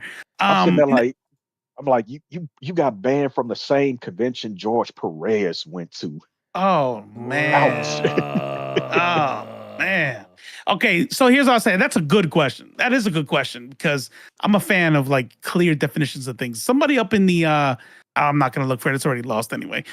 Somebody in the chat a while back in the stream said that cancel culture is real sometimes, and then the definition, what I read was, and I didn't know anything about it, that's why I didn't bring it up, but there's some YouTuber who got accused of sexual assault, and it turns out that it ended up he proved that it wasn't him, or whatever the fuck, he proved that he wasn't that he didn't do the thing, but his YouTube was already done. So in that person's definition of cancellation, it seems to be, you know, as I read it, it's like, oh, okay, so to that chatter, cancellation is when you go after somebody unjustly, right? I'm like, okay, I guess that's one way to look at it. Right. Are you know, Roseanne, right? There's another level. Roseanne didn't do anything illegal, didn't go to jail, just said some shit and caught social flack and social consequences. Her career is done. Okay, but she's gonna get residuals for the rest of her life. So even though she got kicked off her show and stuff, you know, the old Roseanne show is gonna be on reruns forever. She's not doing bad. But okay, we can call her canceled. Bill Cosby, R. Kelly, P. Diddy. Like these are felons going. Is that a cancellation? And I would tell you, I don't know. I would say that I guess technically she got canceled by the community, especially if her shit's not even allowed on the fetish sites or not. Yeah, I'd say she got canceled, and it was a legit like that's that cancellation is real. Well, you look at was it T-Shirts just right here says not real all the time. Look at Dr. Disrespect. Like, I mean, he's back. Yeah, I was about to say he's had a whole comeback. Yes, even after he admitted what he did. They love it. Yeah, they love it. He knew they ran the numbers, and there's just way too many people. Listen. I don't say this often because I know my boy here played it. But every time he brings up the Hogwarts game, the Wizard game, everybody, as a matter of fact, my son also played it in this house, so it's not like I'm like going crazy about it or anything. But the reason that game hit number one was because of transphobia. Like everybody, tons of people hate watching it. Yeah, I hate playing it, right? Yeah. And so sometimes we see that effect on these things, and we've talked about that, talking about like all the people crying about it got them riled up to go support the game. And Dr. Disrespect did the same fucking thing. He's like, okay, all these people who have my back, they think that it's a bunch of libtards who are trying to go after me. Boom, and then they got they get paid. But yeah, I think going back to your question, it just depends on how you define it, and if you define it as fake shit, I think you're muted. Are you muted, Blerd? Oh no, I'm still it was an Blerd. No, it was an audible. Okay, I heard you laugh. It was an audible laugh, is what it was. I was like, that's a quiet ass laugh. Maybe he's muted. No. But yeah, that's it. How do you define it? Blerd? Like, would you say cancellation is when it goes wrong? Like, cancel culture is when you unjustly cancel somebody, or like how would you use cancellation then? I mean, here's the thing. I don't think anyone owes anyone their eyeballs, their attention span. I mean, because here's the thing. When people say, like the definition of the word, like how would you? Yeah. I only consider a cancellation if you've actually if someone's legitimately been shut down, whether it's for good or bad. Like if it was just or unjust, it doesn't matter to me. If someone has successfully been financially destroyed, like to the point where they're not making anywhere near the money they used to, even if they're still making millions, they're not making hundreds of millions like they were before. Like they're because I'm gonna tell you right now, there's a difference between having hundreds of millions of dollars and just having $1 million. You're not a millionaire. You're not a millionaire if you got. I'm gonna tell you right now, if you have $5 million in your bank account, you are not a millionaire. You're a thousandaire. You you're just starting to get there. You're still taking baby steps to get to the millionaire. Right. You are a thousandaire. That is what you are to me. You have you don't have millions of dollars. You have thousands of dollars, because you also got to look at you got to look at assets and how liquid are you at that point. But the thing is, I feel like in the case of it's like what was it, DC Comics, they did this with Bruce Wayne, where he lost all his money. He was no longer the playboy billionaire philanthropist. He was still a millionaire. He just wasn't a billionaire no more. That was the difference. Yeah. It reminded me of the interview with 50 Cent. You ever see that? There's an interview with 50 Cent. He's like, they're like, well, how do you afford all this? He goes, well, broke to me is a different kind of broke to you. I'm still way more. Yeah. Well, I'm about to say, that's like the difference between someone who's rich and someone who's wealthy. That's right. That's right. Yeah, you watch Succession, bro. The people on Succession see you making $2 million a year, and oh, you poor thing, you need a loan. Yeah. Oh, you know what I'm saying? How do you eat? I'm sorry. Shit. All right then. I'm sorry. Oh no. All right, Stingo, you got anything else? No, that was right there. Now I'm giggling over it. At least, hey, they all yours. Oh yeah, hey, look, hive mind, right? All right, later, Stingo. All right. Hey, take care, brother. Take care. Let's see. All Let's right. try, I saw iCower go unmuted and then muted Oh. again. So I think he fixed it. Okay, bring Let's him in. see. You there, iCower? Yeah. Yes. Ah, we there got it him. We is. got What's him. good? We got him. Okay, so let's get back to the whole reason y'all did this stream. Can you Yes. separate the artist from the art? Man, you know what? Before you finish up with that, that's a good ass point. We did. We didn't talk shit about Well, I mean, I did. I talked that. about I didn't. I talked about it with Being like able to Sandman. hear. Yeah, I because like I said, Yeah, so we Yeah. referenced it like saying like, oh, I'll watch it here and there, or like because of this or that. But as far as like, like final. we didn't talk thoughts. about the other side of it, like how far it goes, like where's the line? Damn. I mean, I did a little bit. I All right. talked about R. Kelly. I said, yeah, with R. Kelly, like it's because it's in his music. His art is Right. the artist. So, but yeah, Right. we didn't really spend a whole heap of a lot of time on it. Yeah, I care. What is it? What's up? What's What you got interesting, for man? me? What you got for us? Okay. There's a couple of instances where I can honestly say, no, you can't, like R. Kelly being one of them, because not only the music get him his victims, it also bragged about what he was doing in the music. Chris Benoit. Oh, yeah, you can't. Chris Benoit. You can't separate the artist from the art, because had he chose to do a different kind of art, maybe Nancy and Daniel still be alive somewhere. There you go. Mhm. It's very true. Very true. Like if you like a bit Hulk Hogan, everybody out here, Hulk Hogan was canceled for a hot millisecond because he said the N-word in private. Mm-hmm. But all of a sudden, he go on an apology tour, and there's still wrestlers who did not accept his apology. However, they'll let the Trump rally rip in the shirt. What you gonna do, brother? He was at WrestleMania, wasn't he? He was at a WrestleMania Yeah. after that shit. Yeah, Like a look, couple of hold them. on.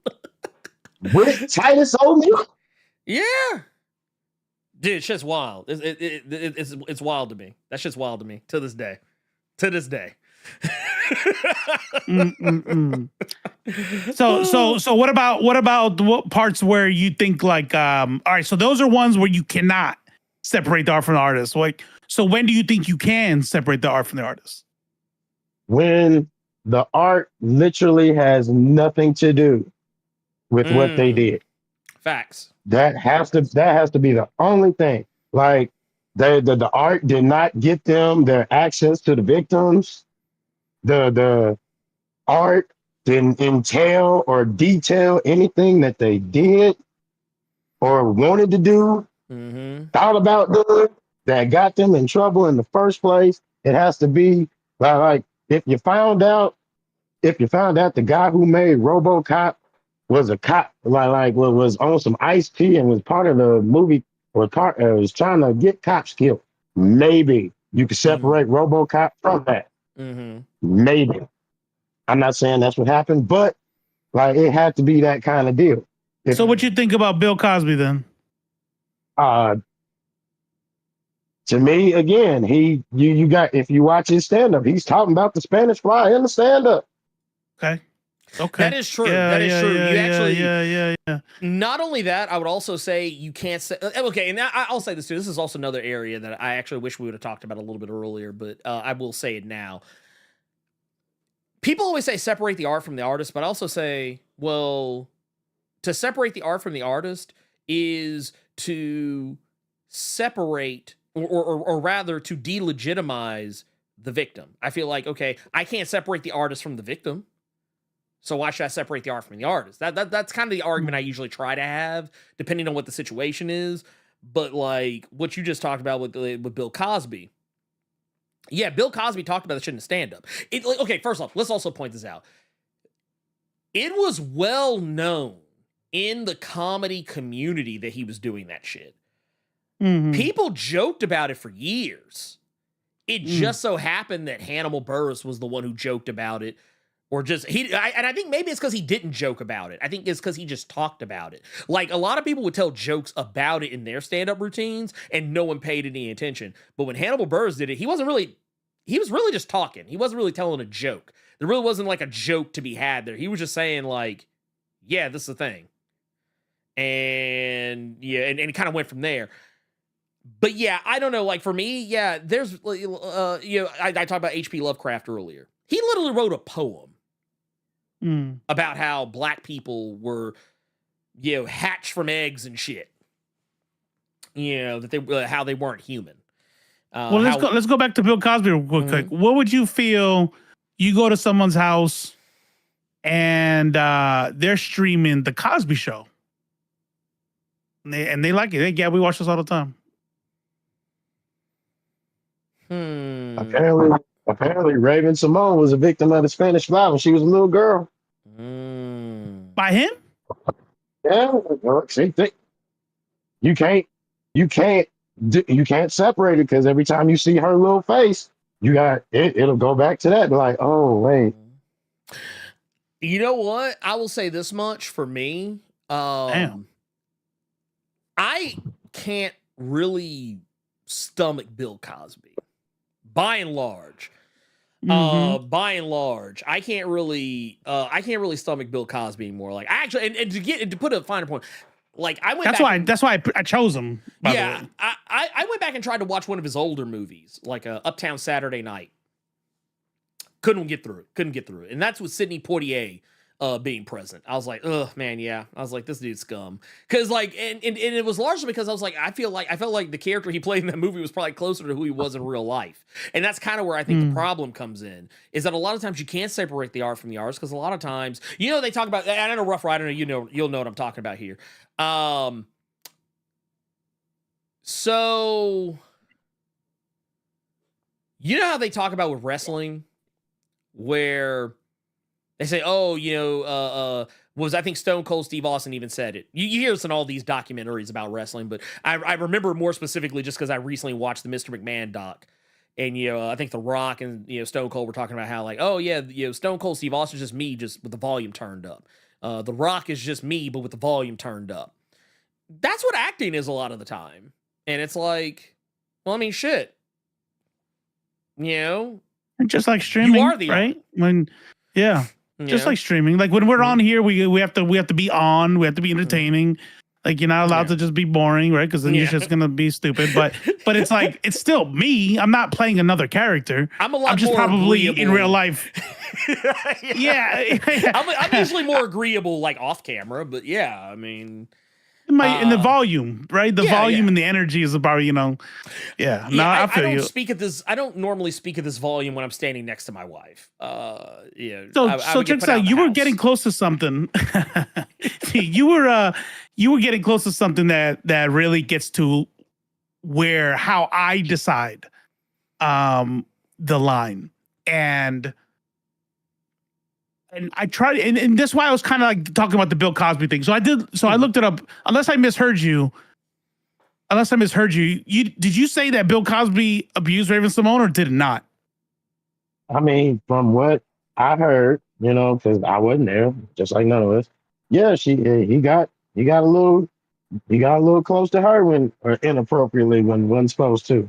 Okay, so unless something else has come out, I did look it up. She's made a comment and she says she was not taken advantage of by Bill Cosby. When I was a Cosby, I was practically a baby on that show, and this disgusting rumor, I want no part of it.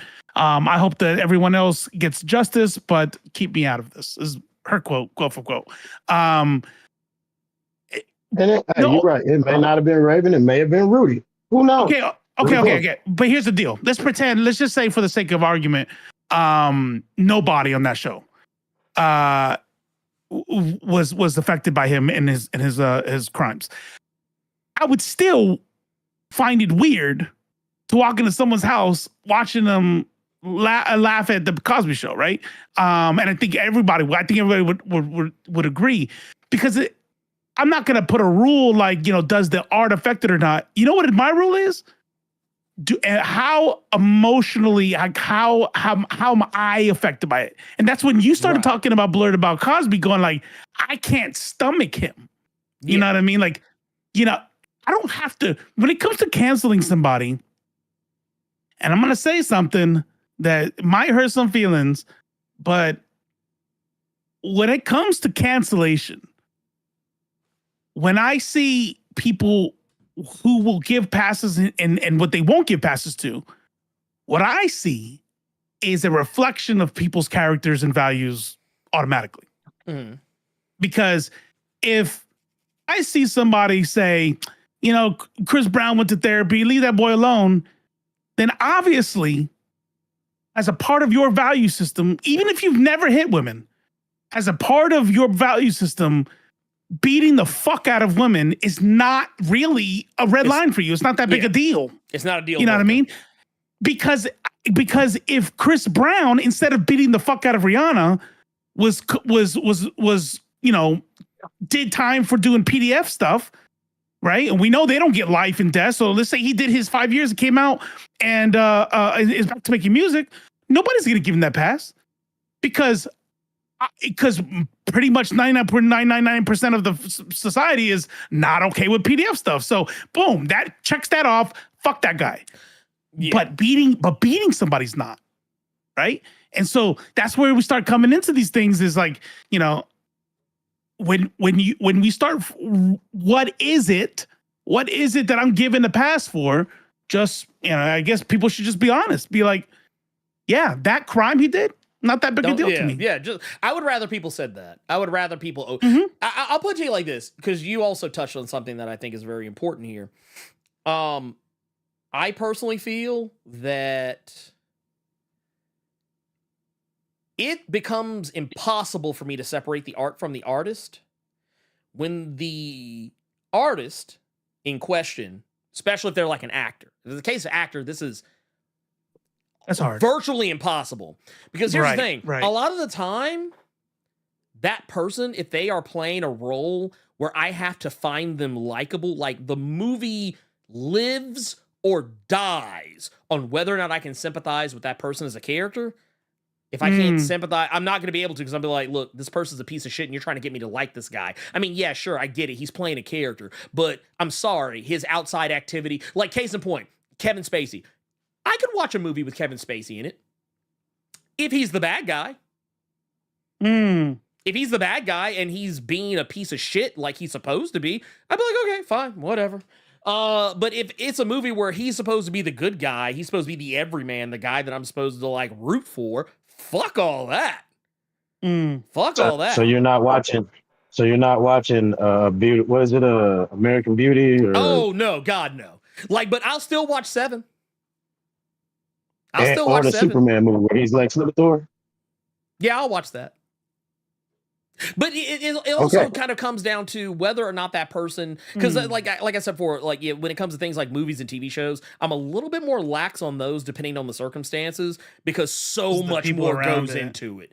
Right, yeah, like it's kind of like I said earlier, I wasn't gonna like I changed my mind about like not going to go see The Flash because like there's a lot of other people that made that movie.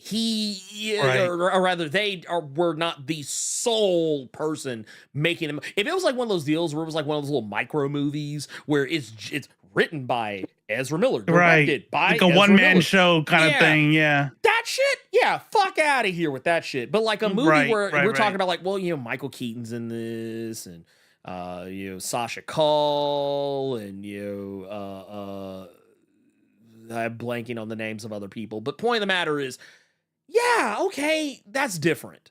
That's different. I'm not gonna cancel a movie just because one person is bad. Multiple people, okay, we got a ball game here. But like, if not, I'm saying no. I'm saying there's no laundry on the play. There's no laundry. And that's not to say there's judgment on people who still will. Right. It's just right. Yeah, it's just more of along the lines where I agree with you. There's like like a singer, right, that does something crazy, and that includes bands, because nobody's gonna fucking convince me that your bandmates don't know what the fuck's going on with you. But a singer, like, nah, fuck you. I'm not listening to your music, you know, blah blah blah blah. Because you are. But you're right, like a movie. You're the art. Yeah, I think exactly. And a good example is the Sabra deal. You know, with the Brave New World coming up, and it's like Captain America. Yep. I'm like, bro, let me tell you something. Like, I am anti-Zionist as fuck. Like Israel, people are like, oh, so you don't think Israel has the right to exist? Nope. Next question. Like, okay, you know, but yeah, it's an easy one for me. You know, but Sabra's going to be in there. She was a Mossad agent, yada, yada, yada. Apparently the actress is also a Zionist. But it's like, okay, there's 1,000 other people on there. And we got a black-led MC movie. I'm not boycotting this. You know what I mean? There's way more people involved, and some side fucking C-list character is not going to make me stop watching it. But yeah, I don't know. Yeah, it's not to be different if it was a Sabra movie. Yeah. If it was Marvel presents Sabra. Marvel's Sabra. Marvel special presentation Sabra. That would be that'd be a whole other ball game. I'd be like, all right, Marvel's cooked. I'd be like, Marvel's cooked. But yeah, just a side character who might be in the movie for all of 10 minutes. If that. Actually, I think 10 minutes is generous. I think I'm talking like total screen time. Total screen time, all added up, is more than 10 minutes. I'd be shocked. That's right. That's right. But yeah. All right. That's not enough. That's not enough. Yeah, for sure. You were going to say something, Arcar, or are you good? I have a friend, childhood friend. He is a big fan of R. Kelly and Chris Brown. I'm talking about ever since they came out, been riding with them to this day. Damn. Still be playing. I'm talking about still bump their music on a daily basis. Come on now. Now you got it, and you got to look at it. She and not to, well, I ain't saying her name, so we can say he's been in an abusive relationship. Oh, they are. He's an abuser. No, she's been in one. Gotcha. The friend's a woman. Got you. Okay. Got it. Got you. Okay. That makes everything make more sense now. Okay. Ooh, yeah. It still doesn't make sense to me, but now my worry is like different. It's like, oh man, you nailed it. They've been in abusive relationships. And I'm like, oh, I feel bad for her now. You know what I mean? It went from gross, like, man, fuck that guy, to like, she needs help. She needs professional help. Yeah. Not to laugh, but damn, like, that's crazy. That's sad. It's still sad to me, though. It's still, it makes it no less sad to me. But yeah. Do you agree, Icarus? Like, is that kind of like, what the fuck? I mean, look, I can never let her forget it. That's just me. It's one of those things where every time she plays R. Kelly, why are we listening to the pistol? Every time she plays Chris Brown, it's like, for real? No, I mean, really, I don't listen to him, but you know, whatever floats your. But I ask the question every time, how do you do that? Going through what you've been through, knowing what he did to Rihanna. We seen the pictures. She was swollen, looked like she had horns. I'm saying. On her face. And each time, like you said, he went through his therapy. His mom was in an abusive relationship. Even more reason to wonder why he did it. Wonder why you still condoning. That makes it worse. Well, you know what they say, man. People who are themselves abused. Hurt people. Yeah, hurt people.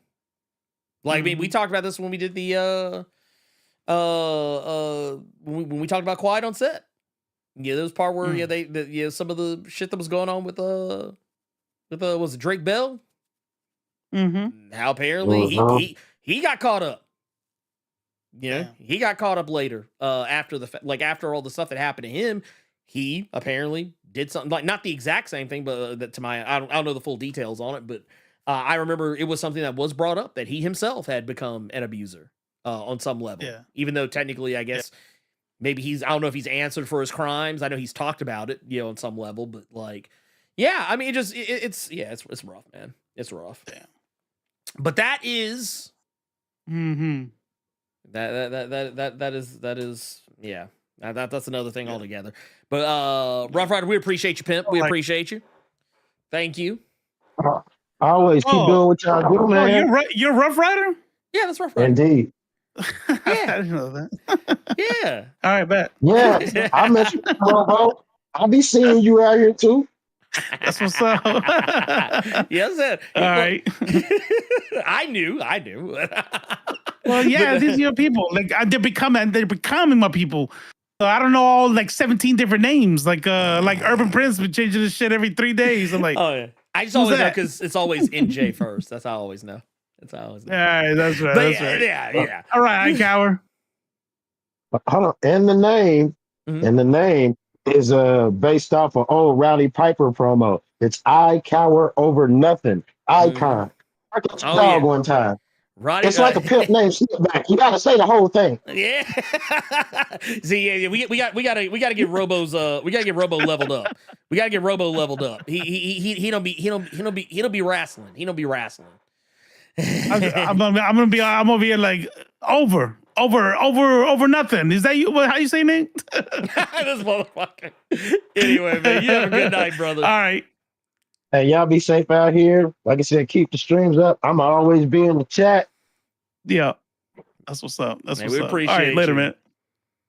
man. All right. And I guess I'm a just for Yeah, let me tell you something right now, Bone Factory. I promise you, at the end of the stream, I'm gonna forget. He's gonna So forget, let's yeah. just my memory is just gone. This man here, we got one here. Tubes one, man, out here with 36 months says, example, remember the Reba reboot? I rest my case. Yeah, I don't remember much about it. I think there's even still people talking about it. I don't know what's going on there, but yeah, that's a whole other can of worms. We've also got one here. Got the two from Tubes one says the only unjust example, Lindsay Ellis. I want her back. Yes. Yeah, that was a good one. That's a good one. That is a good one. That's a, Wait, but is that's less cancellation and more harassment? Well, yes, Like, that is a well. He got harassed off the freaking internet. Yeah, that's straight up bullying. Like bullying and harassment, 100%. And to be fair, it's a type of cancellation in and of itself. But like but to me, I think it's one of those where it's I almost want to give it its own category just because in the case of people who complain about cancel culture, they consider cancel culture like people just simply not engaging with them, simply not engaging with their product, whatever it is, whether the product is their music, their movies, themselves, whatever. They view that as bullying. Whereas I think more sensible people view cancellation as simply just that. You are just no longer engaging. These are people who are actively engaging, but engaging with negativity, not with support. And to me, I think that deserves its own category because, yeah, that's just straight up bullying. Like it's I don't know. It's one of those weird things that conservatives and right wingers do, where like they use, it's kind of like they find a word and they use it incorrectly, kind of the same way they did with woke. It was like, woke meant one thing, in the black community, but to racist white people, it means something completely. It's not even the same thing. It doesn't even mean the same thing anymore under what they mean it as. And that's kind of what I think cancellation is. Cancellation means one thing to people who have some damn sense. But to chuds and nerd cells, right wingers, conservatives, whatever, to them, what they really mean to say is you bullied me. You were mean to me because I was a racist. Right. You gave me consequences, so therefore I'm gonna say this thing that you mean to mean one thing, but I'm gonna say it to mean something else because it fits my narrative. Yeah. That's all that shit is. That's all that shit is. But with that, I'm gonna let you take it. I'm gonna let you take it. Yeah. All right, ladies, gentlemen, and NBs, that is the show. I am Left Face TV. That is Blerd Without Fear, and this is Nerds of Culture. Don't forget to check out the links in the description. And also, how many videos you dropped today? Like 2, 3, 2? I did. You dropped a lot of it. I did. So, but this week you've been seeing some things pop up. Make sure you go over there and give them a look. Check out Gargoyles because that was your boy. You might see Gargoyles and be like, man, this shit looks nice, right? Right? you could just let them know. Let them know, like, man, this is a dope. Yeah. So I edited that one. So give it some love. Yeah, and then look out for me on Left Face TV, and I'll stream like once a quarter. So that's all I have. With that said, for Robo, I am the Blerd without fear. And you know what? This feels more appropriate now than I think it ever has.